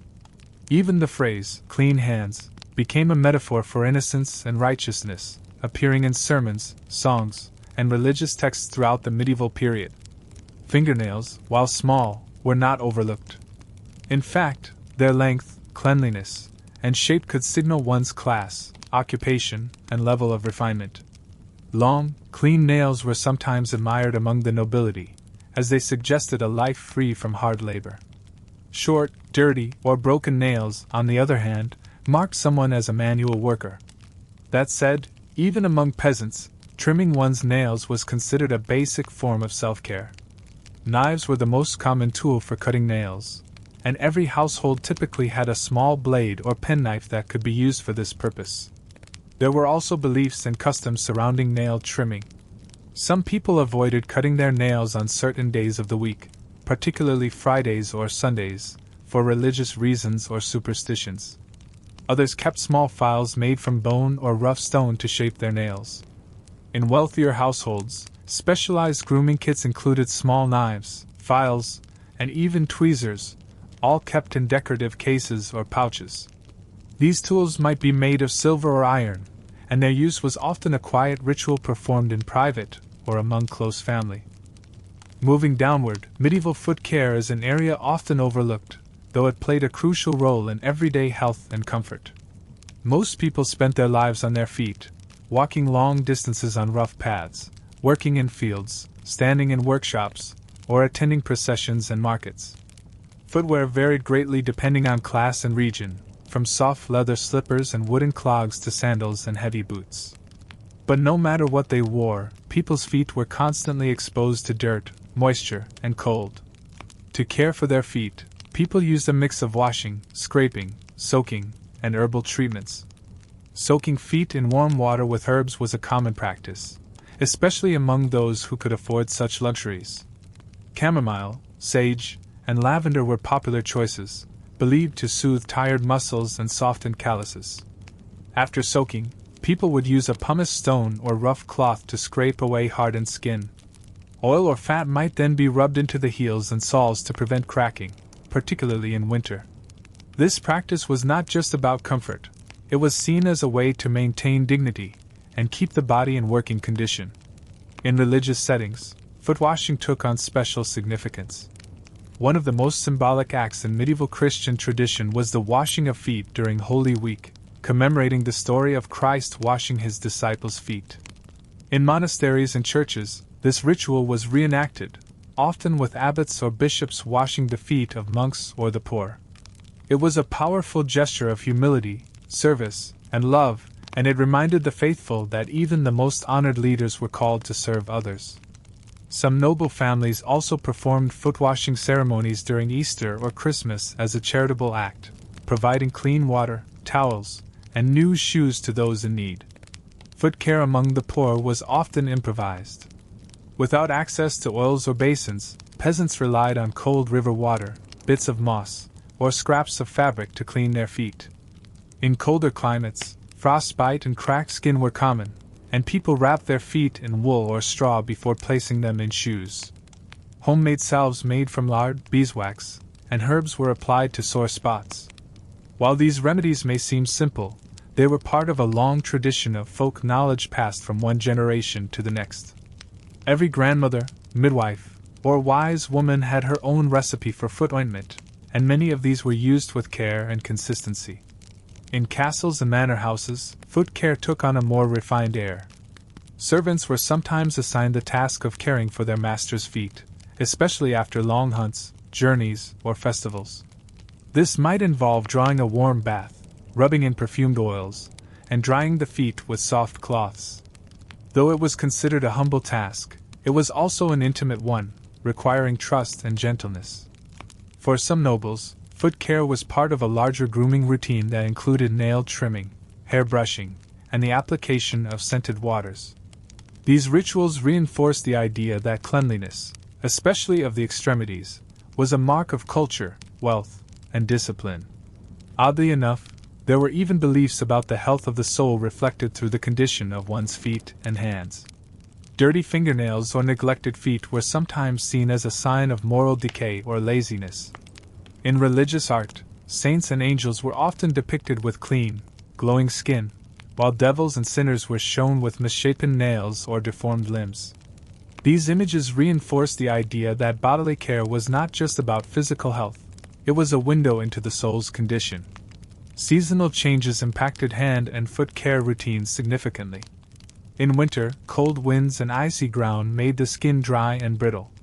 People turned to heavier salves and extra layers of socks or wraps to protect their feet and fingers. In summer, dust and heat made sweating and chafing more common.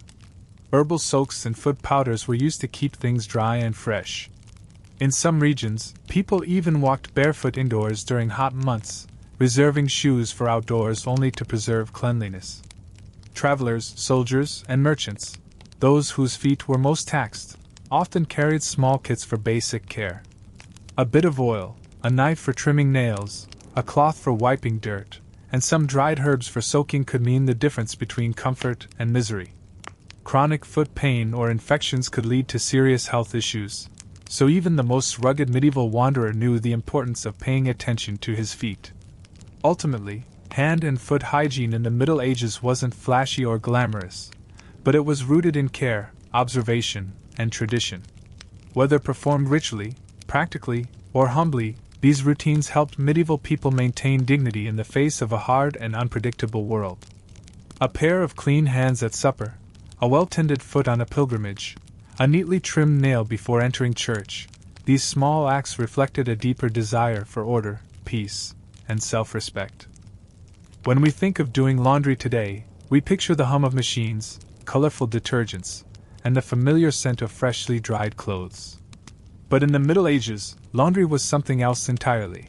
A physically demanding, socially significant, and sometimes downright bizarre affair.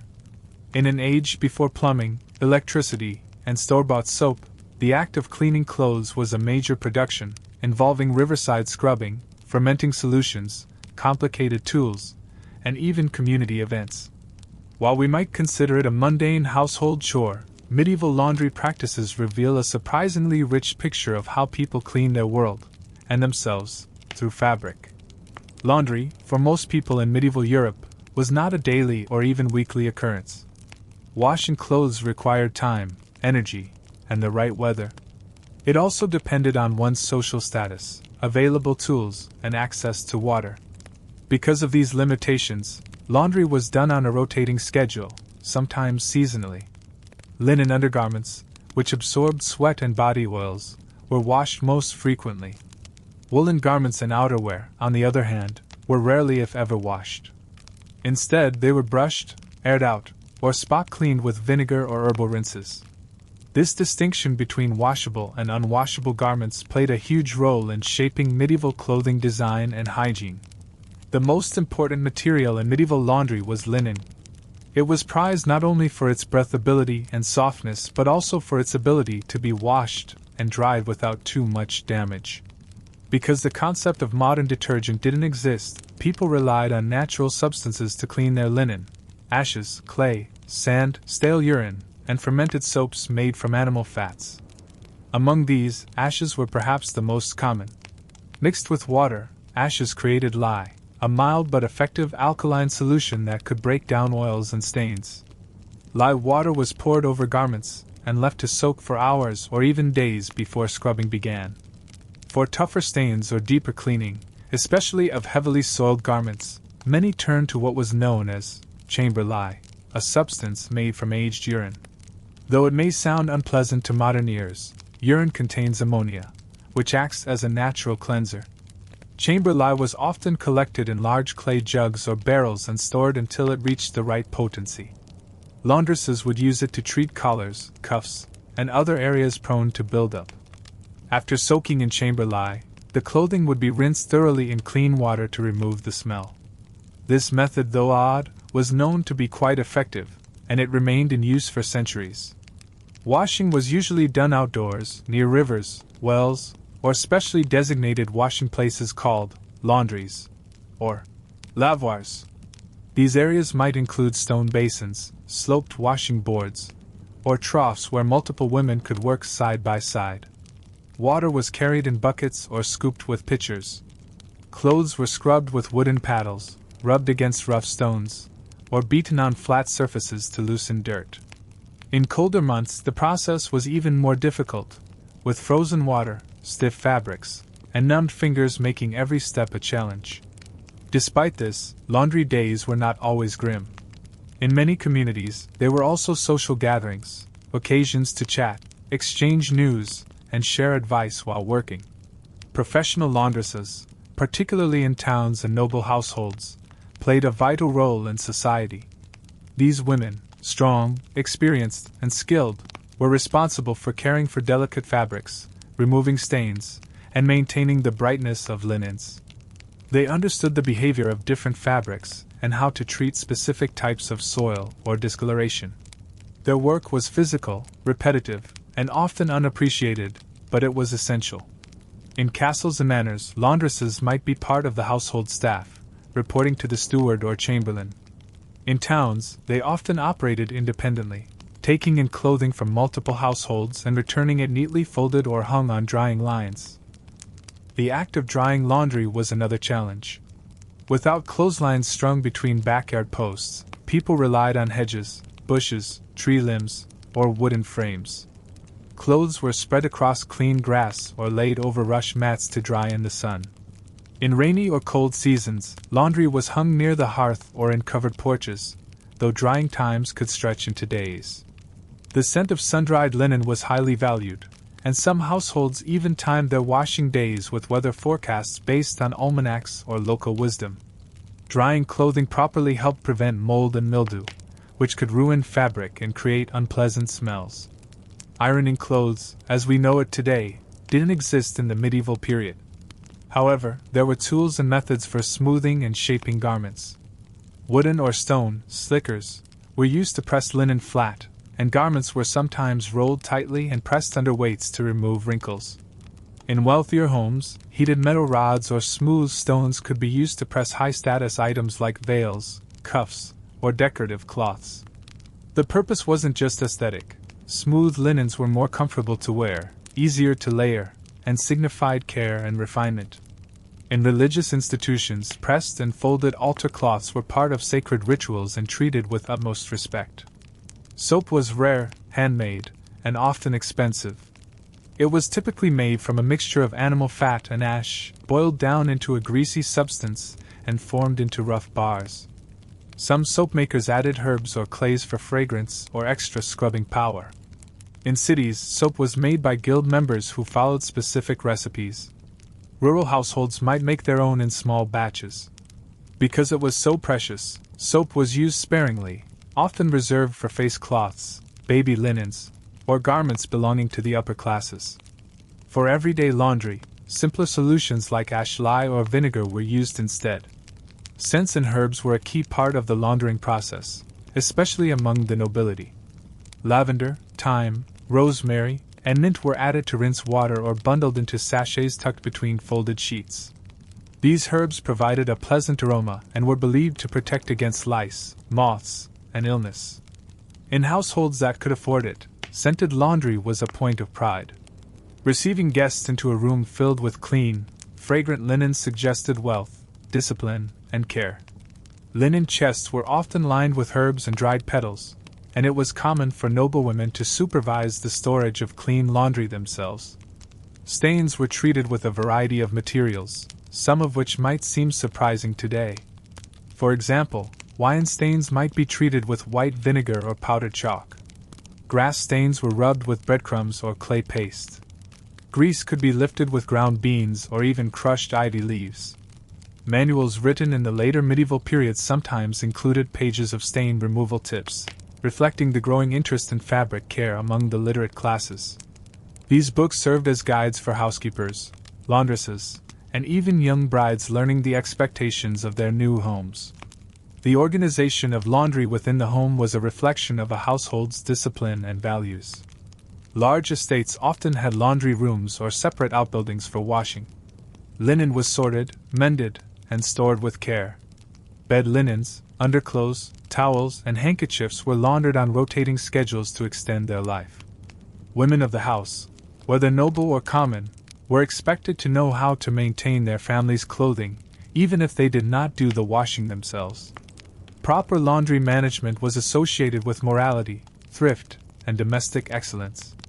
Washing children's clothing posed special challenges. Babies and young children often soiled their garments frequently, and diapering solutions were rudimentary at best. Cloths were washed in hot water, scrubbed with ash paste, and hung to dry as quickly as possible. Some mothers used boiling water or added vinegar to rinse buckets to help neutralize odors.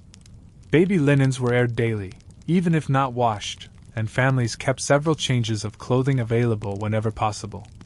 Clean clothes were seen as part of a child's health and upbringing, proof that the family was attentive and caring. The arrival of traveling washerwomen in towns and at festivals brought additional color to the world of medieval laundry. These women, often working independently or in small groups, offered their services to merchants, pilgrims, and performers. For a fee, they would collect dirty clothes, clean them in nearby rivers or ponds, and return them fresh and folded. They carried bundles of soap, ropes for drying, and baskets of herbs. Their presence was a welcome relief to travelers and a reminder that even on the road, hygiene mattered.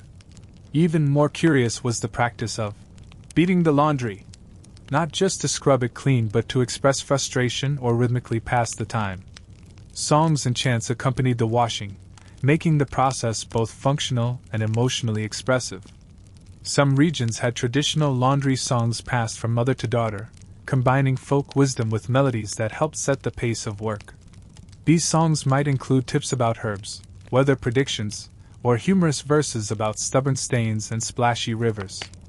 By examining medieval laundry habits, we gain insight into a world that balanced hardship with resilience, cleanliness with creativity, and social customs with practical needs. The washing of clothes was far more than a household task. It was a ritual, a profession, a skill, and a measure of a person's care for themselves and others. Whether it was a noblewoman supervising her scented linens, a peasant woman scrubbing her child's tunic by the river, or a monk folding altar cloths in silence, laundry was part of the rhythm of medieval life, a steady and essential heartbeat in a time of change, struggle, and survival. In the grand tapestry of medieval hygiene, there is one area that, while rarely discussed in polite company, was an everyday concern for people of all ages, classes, and walks of life: pests. In a world without bug sprays, airtight homes, or vacuum cleaners, the struggle against lice, fleas, bedbugs, rats, and other parasites was constant. From peasants in thatched cottages to lords in stone castles, everyone dealt with creatures that crept, crawled, or buzzed. Yet, as strange and uncomfortable as it may sound, these challenges led to the development of a surprisingly complex set of practices, some based on observation, some rooted in superstition, and others just plain odd. These medieval methods of pest control reveal how people coped with the hidden side of everyday life and found ways to reclaim comfort, even in a world that was often anything but clean. One of the most persistent nuisances in the medieval world was lice. Head lice, body lice, and even crab lice were all common, thriving in an environment where infrequent bathing, layered clothing, and close quarters made perfect breeding grounds. Lice did not discriminate by class.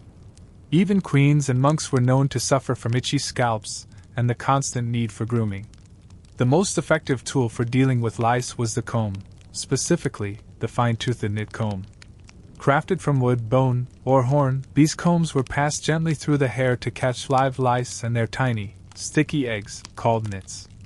It was a time-consuming and often social task. Mothers combed their children's hair by firelight, friends helped each other check for signs of infestation, and nitpicking became both a literal and metaphorical part of daily life. In severe cases, people resorted to more drastic measures.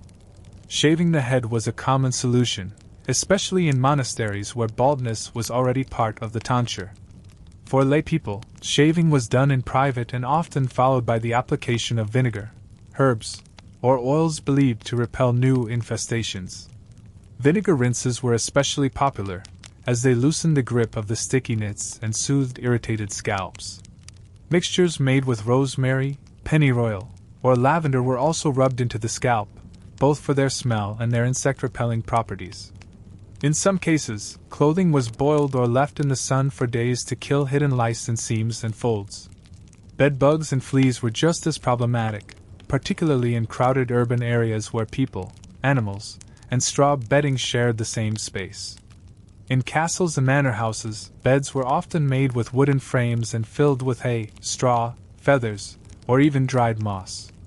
While these materials were comfortable and easy to replace, they were also ideal homes for pests.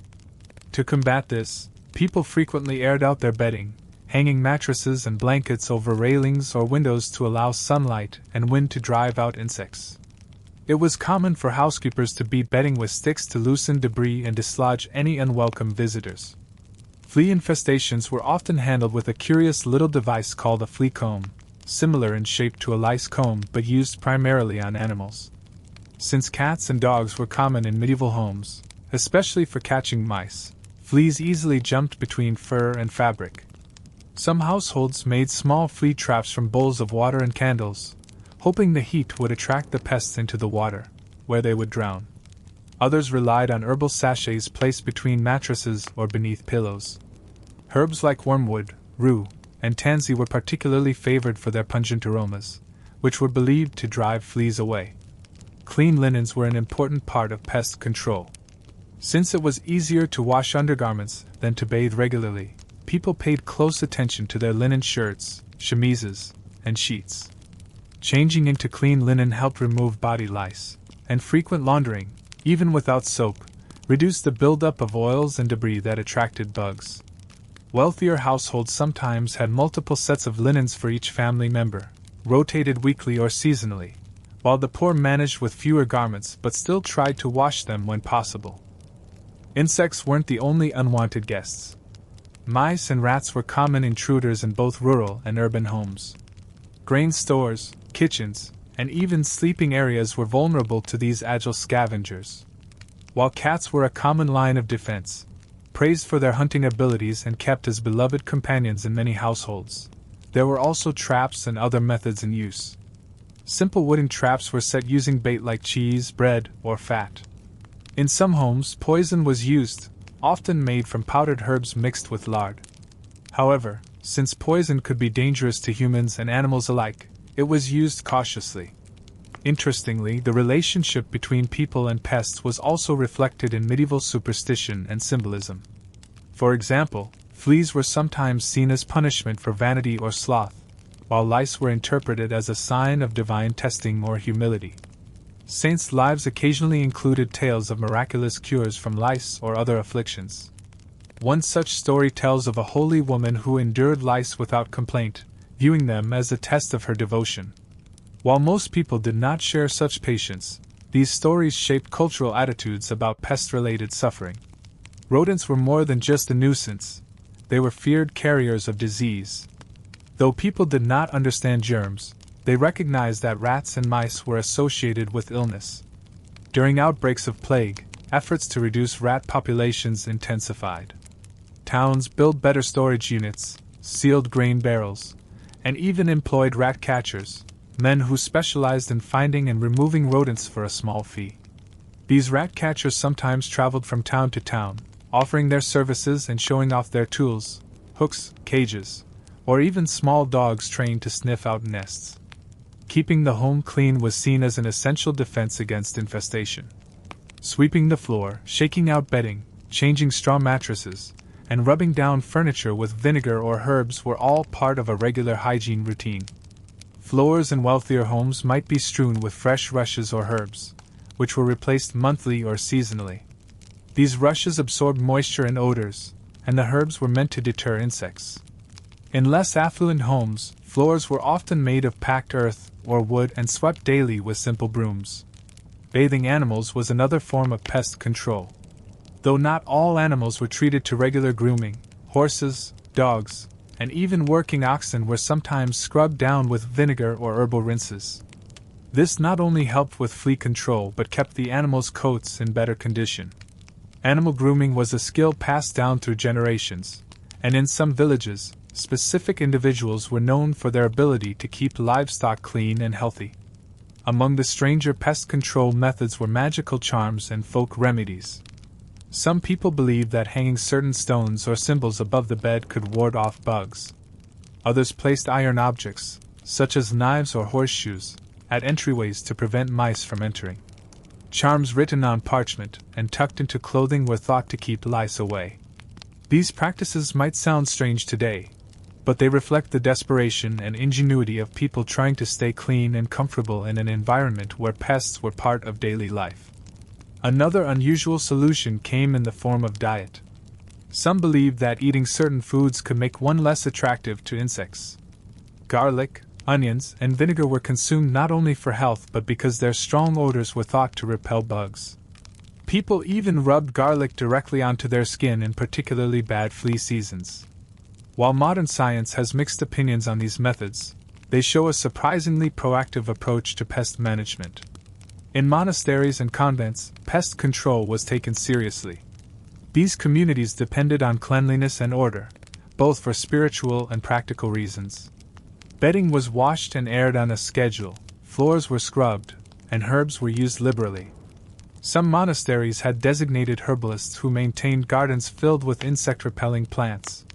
These herbs were used in food, medicine, and hygiene alike. Monks and nuns also documented their remedies in careful notes, contributing to a growing body of knowledge about pests and health. Even during travel, people were mindful of pests. Travelers carried sachets of herbs, wore amulets, and shook out their cloaks before bedding down. Inns often had shared sleeping arrangements, and pests were a known risk. In better establishments, the bedding might be changed between guests, and herbs burned to purify the air. In poorer inns, guests accepted the presence of fleas or lice as an unfortunate but unavoidable part of the journey. Finally, one must remember that pest control was not always successful. Infestations persisted despite people's best efforts. But what stands out is the degree to which medieval people tried. They paid attention, developed rituals, shared advice, and took action, even when the tools at their disposal were limited. Their efforts, no matter how peculiar they seem now, were driven by the same motivations that guide us today: the desire for comfort, dignity, and a bit of peace at the end of a long day. In the medieval world, where modern ideas of sanitation and science had not yet taken hold, scent played an outsized role in determining how people judged each other. To our modern noses, it might seem strange to base an opinion of someone's character on how they smelled. But in the Middle Ages, smell was far more than a matter of preference. It was a moral indicator, a social marker, and even a theological concept. The belief that good people smelled good and that bad people gave off foul odors was so deeply ingrained in medieval thinking that it influenced everything from personal hygiene to public policy. This chapter explores the curious connection between scent and virtue, revealing how people used their noses not just to detect dirt, but to interpret someone's soul. To begin, we must understand that smell was considered part of the natural order of things. Just as light and sound were ways of perceiving the world, so too was scent. People believed that the body reflected the state of the soul, and that one's physical aroma could reveal inner truth. A clean person, especially one who lived modestly and obeyed the rules of their faith, would emit a neutral or pleasant scent. Someone who lived sinfully, however, was expected to reek, literally. This idea wasn't just poetic, it was supported by preachers, theologians, and popular literature throughout the Middle Ages. And so, while bathing may have been rare, managing one's scent was anything but trivial. This belief system had religious roots. Saints were said to emit a heavenly fragrance, known as the odor of sanctity, either during life or after death. Stories abound of holy men and women who, even in death, filled the air with the sweet aroma of flowers, spices, or incense. The smell was considered proof of their closeness to the divine, and it was often used to support their candidacy for sainthood. Pilgrims would travel great distances to be near the relics of these saints, sometimes claiming that the smell alone brought them comfort, or even healing. These accounts, though miraculous in nature, reinforced the belief that good scent equaled goodness of character. Conversely, there were tales of sinners, criminals, or heretics whose bodies gave off unbearable stench, even when they appeared clean. Some legends told of foul-smelling breath that revealed lies, or of criminals whose odor worsened as they plotted evil. This wasn't merely a metaphor. The connection between sin and scent was taken quite seriously. People were taught to beware of those who smelled bad, not just because they might be dirty or sick, but because their souls might be corrupted. While not every odor was a sign of moral decay, a foul stench certainly raised eyebrows and suspicions. This spiritual framework shaped how people approached personal hygiene. Even when full baths were not available, there were other ways to maintain a pleasant scent. Herbs like rosemary, lavender, mint, sage, and marjoram were crushed into powders, made into sachets, or added to oils. Linen clothing was scented with floral waters or stored with dried petals. The use of perfumes was not just cosmetic, it was a form of spiritual and social self-care. A well-scented person was considered clean not just physically, but also morally. This was especially important for clergy, nobles, and anyone who held a position of authority. Smelling respectable was part of being respectable. This concept extended into public life as well. In towns and villages, people paid attention to each other's smells. If someone consistently gave off a foul odor, it was noticed and commented on. It might indicate illness, poverty, or laziness, but it could also be taken as a sign of deeper moral failing. Gossip often included mention of how someone's house, clothing, or even breath smelled.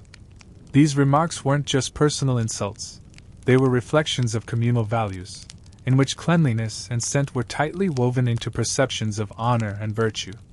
Household cleanliness reflected the same values. A home that smelled pleasant, especially of herbs or baking, was considered a home of order and goodness.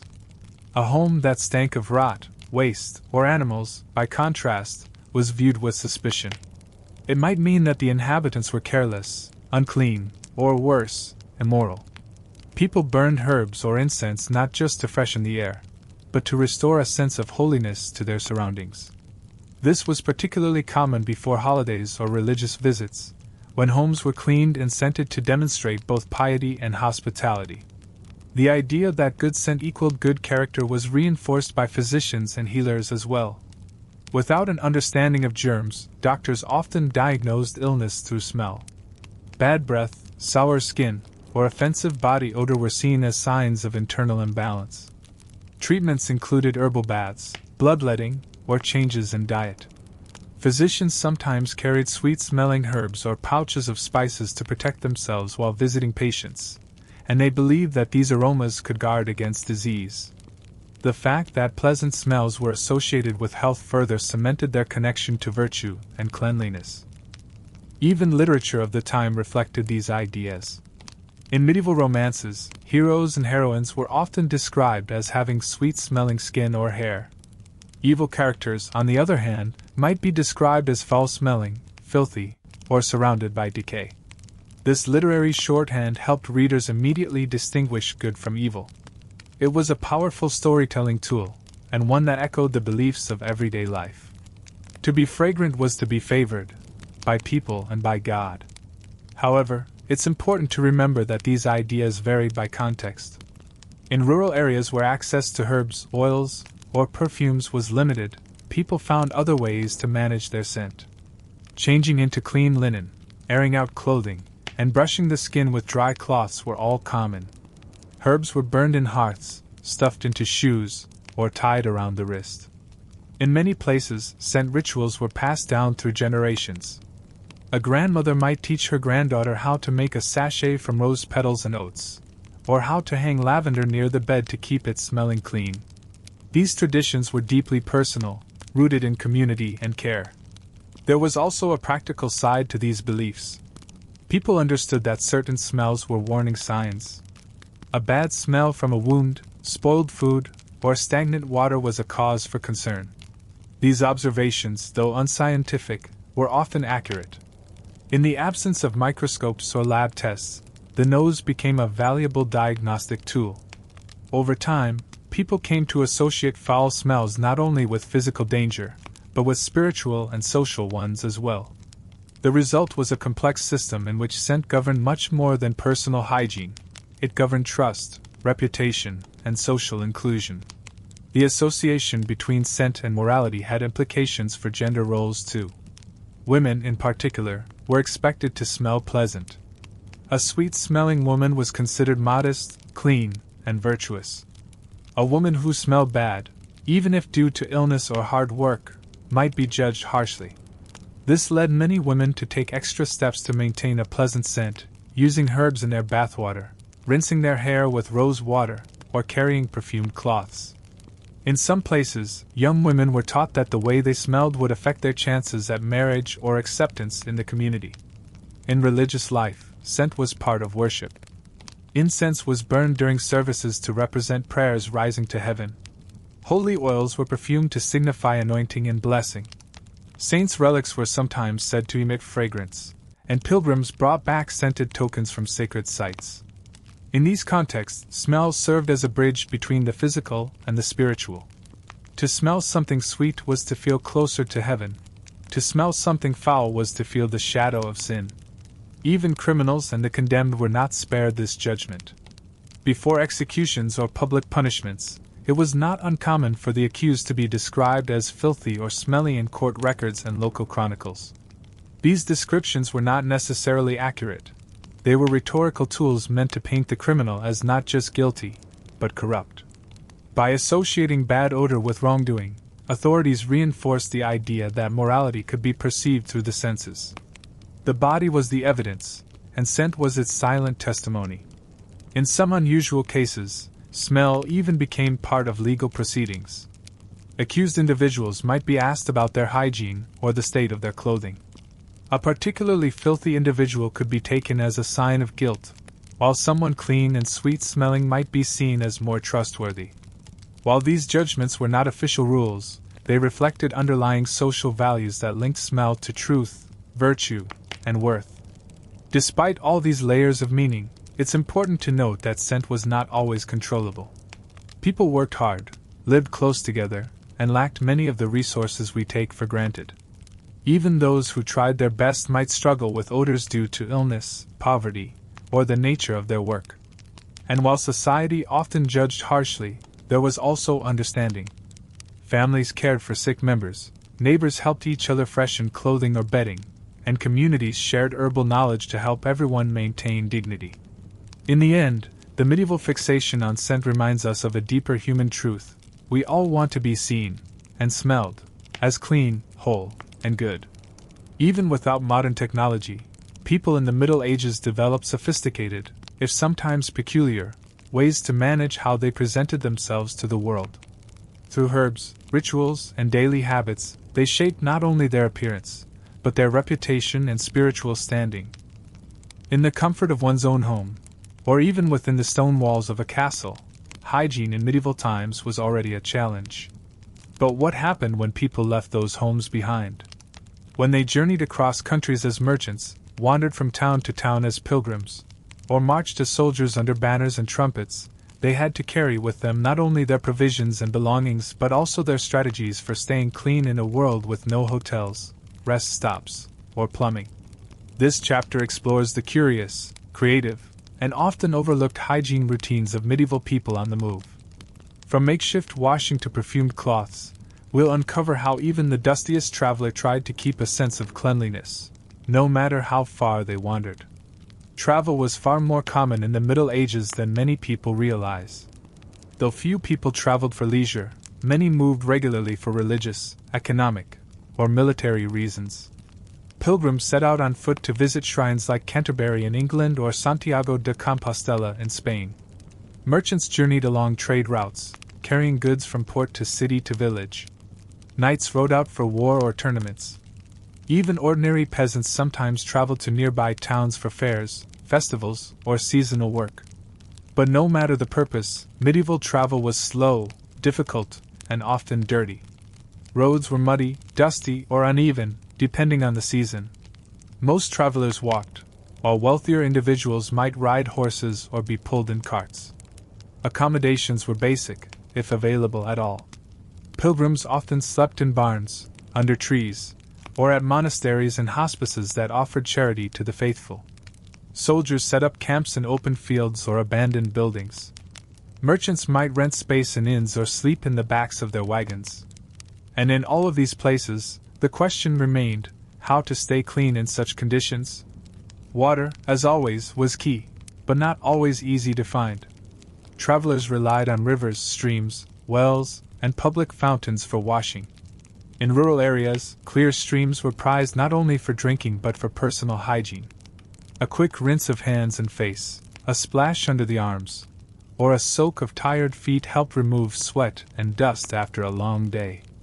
For pilgrims who walked barefoot or in simple sandals, tending to the feet was especially important. Many carried a small basin or cup to scoop water, and washing one's feet was sometimes part of evening prayers, both as a gesture of gratitude and a way to relieve discomfort. Soap, if carried at all, was typically a small lump of coarse homemade bar soap or a pouch of cleansing powder. Since full bathing was impractical, travelers made do with what they called dry washing.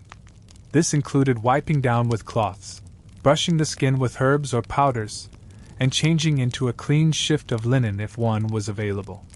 Carrying multiple outfits was a luxury, but even poor pilgrims often brought an extra tunic or undergarment to rotate. The idea was to let one set air out while wearing the other, reducing odor and keeping the body relatively fresh. Perfumed cloths and herbal sachets were popular among travelers who could afford them. A strip of linen dabbed with rose water, a sprig of lavender tucked into a pouch, or a sachet of dried herbs pinned to one's cloak served as portable refreshment. These items helped mask body odor and were believed to offer protection against illness. Pilgrims visiting holy sites often purchased scented oils or holy water infused with herbs, which they would rub onto their hands and face. These products served both a physical and spiritual purpose, symbolizing purification and devotion. Hair care on the road was similarly adapted. Combs were essential tools, and many travelers carried one tucked into a belt pouch or tied to a strap.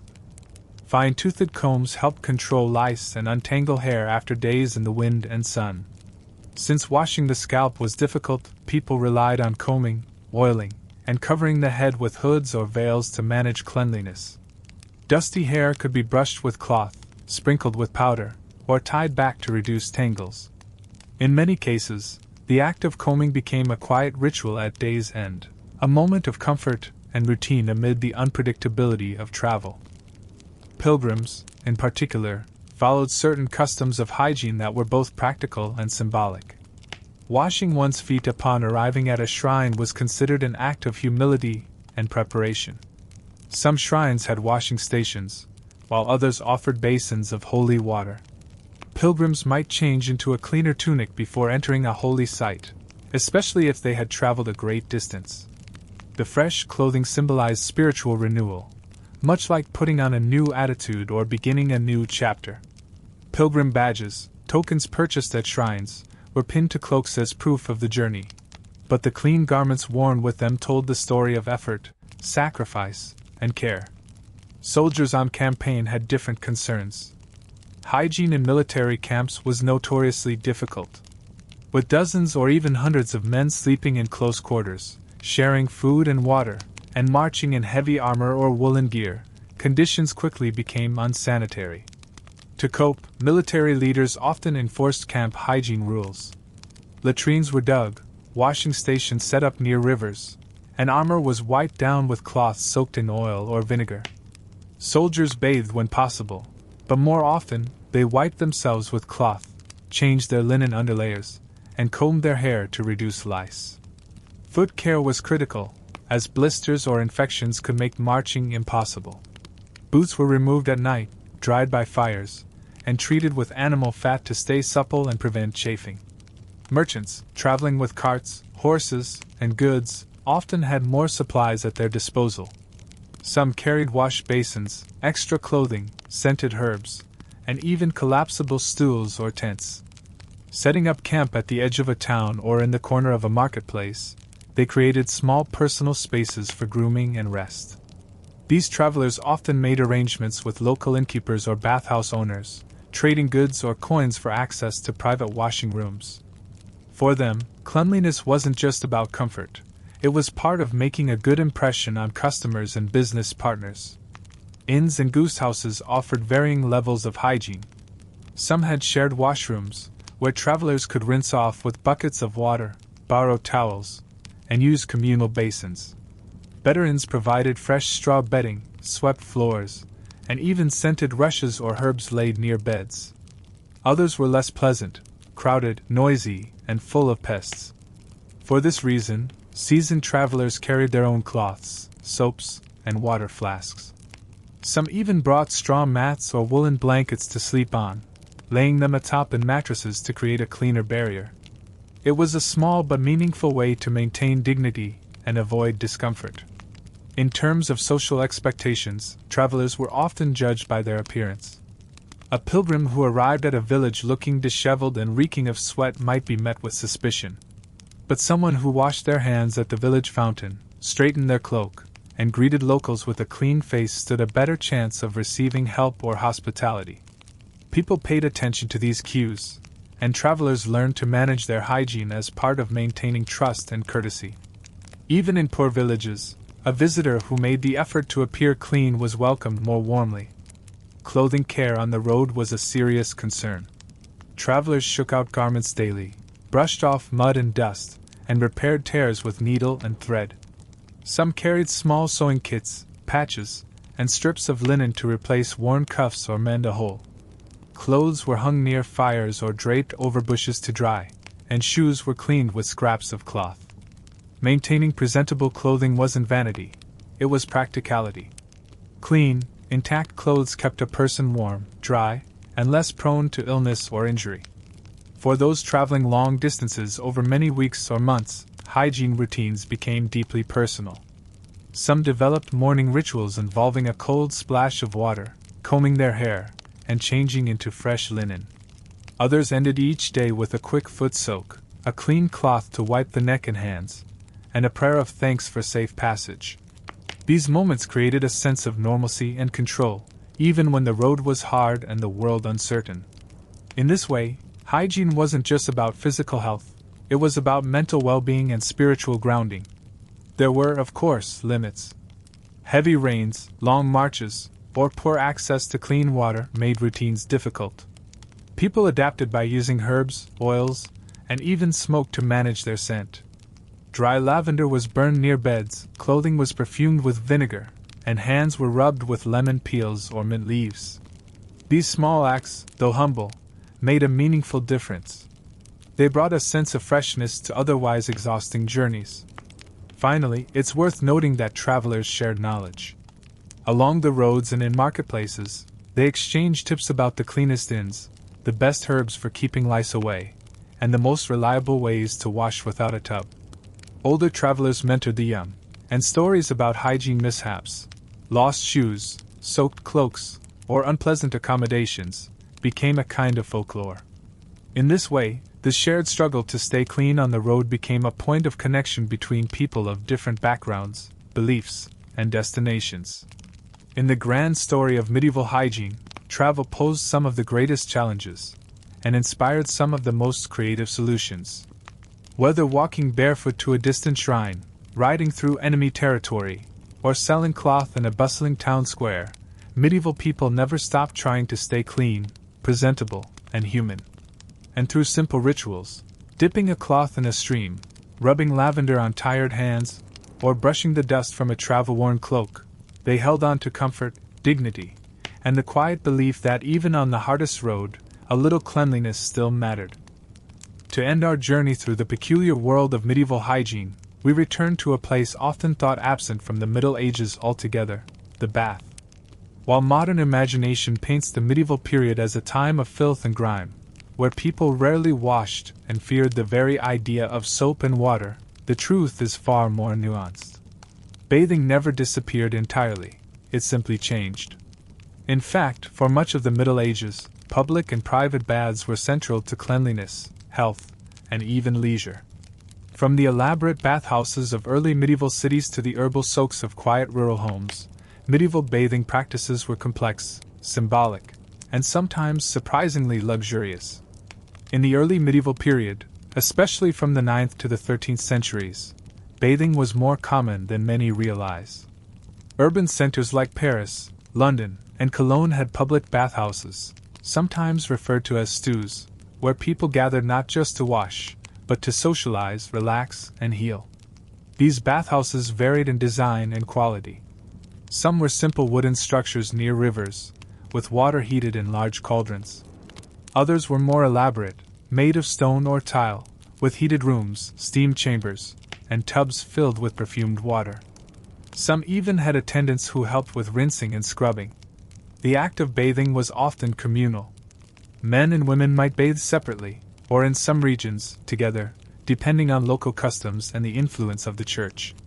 Patrons would disrobe in changing rooms, soak in warm tubs infused with herbs, and finish their experience by drying off with clean linen towels. In the wealthier bathhouses, food and drink were served, and guests lounged in relaxation rooms or chatted in open courtyards between rounds in the bath.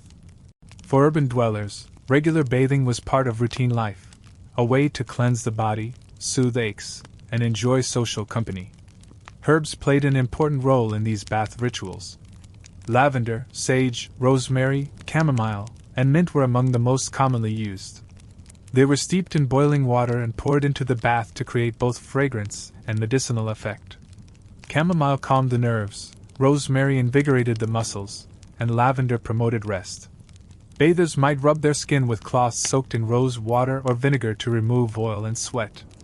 A full-body scrub was rare, but some bathhouses offered exfoliation using natural brushes or crushed herbs mixed with flour or oatmeal. Though these bathing traditions were widespread, they began to fade by the late 14th and 15th centuries, particularly in Northern Europe.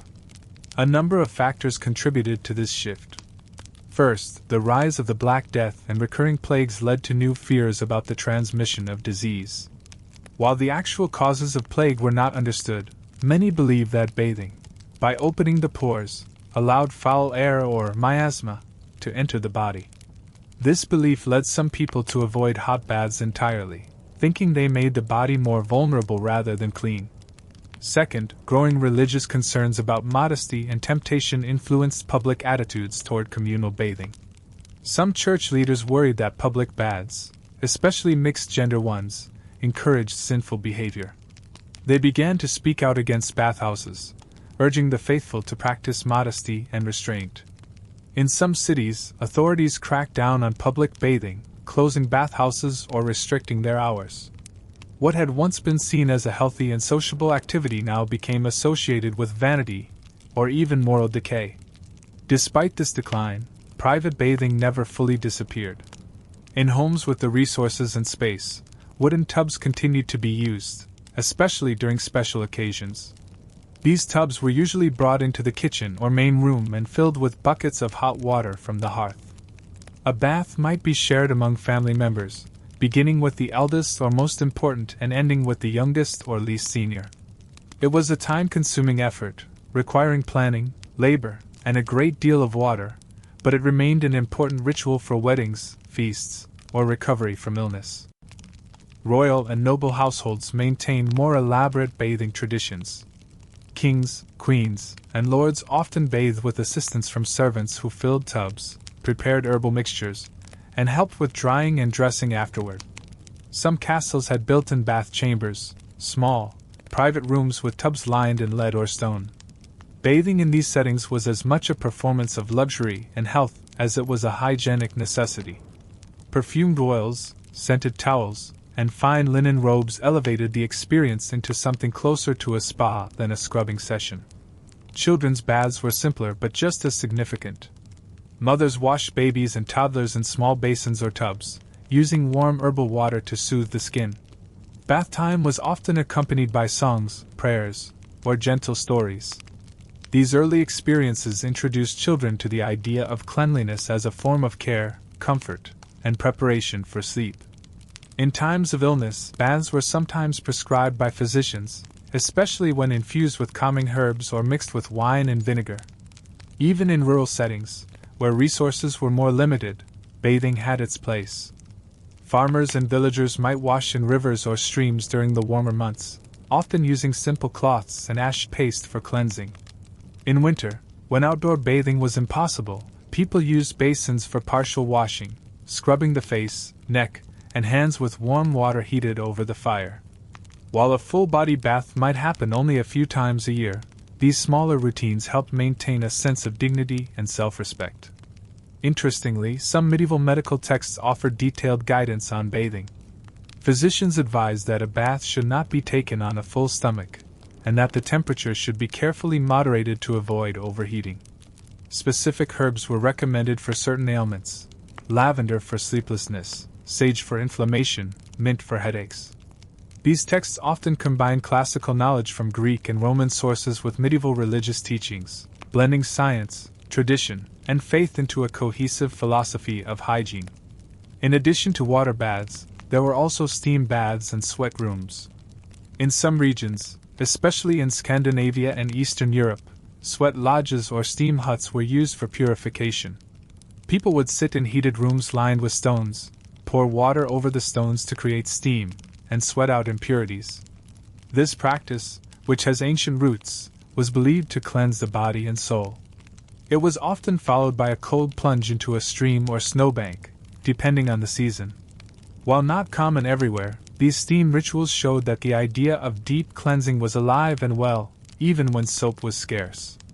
For women, bathing could also be connected to important life events. Brides were often bathed and perfumed before their wedding day, assisted by female relatives or friends. New mothers were sometimes bathed after childbirth as part of postnatal care. In some cultures, special herbal baths were prepared to mark the end of menstruation or to celebrate fertility. These rituals reinforced the idea that bathing was more than just washing. It was a way of honoring the body and its natural rhythms. As Europe moved into the later Middle Ages and eventually the Renaissance, attitudes toward bathing began to shift once again. The rediscovery of classical texts during the 14th and 15th centuries sparked new interest in health, anatomy, and personal care. Some intellectuals began to challenge the belief that water was dangerous, arguing instead that proper hygiene supported both bodily strength and mental clarity. Slowly, the image of bathing began to change, from risky indulgence back to respected practice. Still, the story of bathing in medieval times is one of fluctuation and adaptation. It never entirely disappeared, but it was reshaped by changing beliefs about health, morality, and the body. What remained constant, however, was the human desire for comfort, cleanliness, and care. Whether bathing in a stream, soaking in a wooden tub, or simply rinsing hands in scented water before a feast, medieval people found ways to honor the body even in the face of hardship, misunderstanding, and limited resources. In the end, the medieval bath, like so many other hygiene habits of the time, was a blend of practicality, tradition, symbolism, and necessity. It reminds us that hygiene is not just a matter of soap and water but a deeply human expression of respect for oneself and others. Through their herbal remedies, perfumed linens, and warm, shared basins, medieval people told a quiet but enduring story, that even in a world of mud and stone, the desire to be clean, inside and out, never really faded. And so, as we leave behind the steaming baths, scented herbs, and curious customs of a world long past, we're reminded that even in the muddiest corners of medieval life, people found ways to care for themselves and each other. Their habits may seem strange to us now: unusual mixtures, shared tubs, and fragrant cloths tucked into cloaks. But beneath it all was a simple truth: the desire to feel clean, to feel human, and to find comfort wherever one could. If you've drifted off by now, that's perfectly okay. This space was made for that. But if you're still with us, thank you for spending a little time unwinding with history. We hope you feel a little more relaxed, a little more grounded, and maybe even a little more connected to the people who walked this earth before us. If you enjoyed this journey, consider liking the video or subscribing to join us again. We'd love to know when and where you're watching. Leave a comment below if you're still awake. For now, close your eyes, dim the lights if you haven't already, and rest easy. The world will be here in the morning. Good night.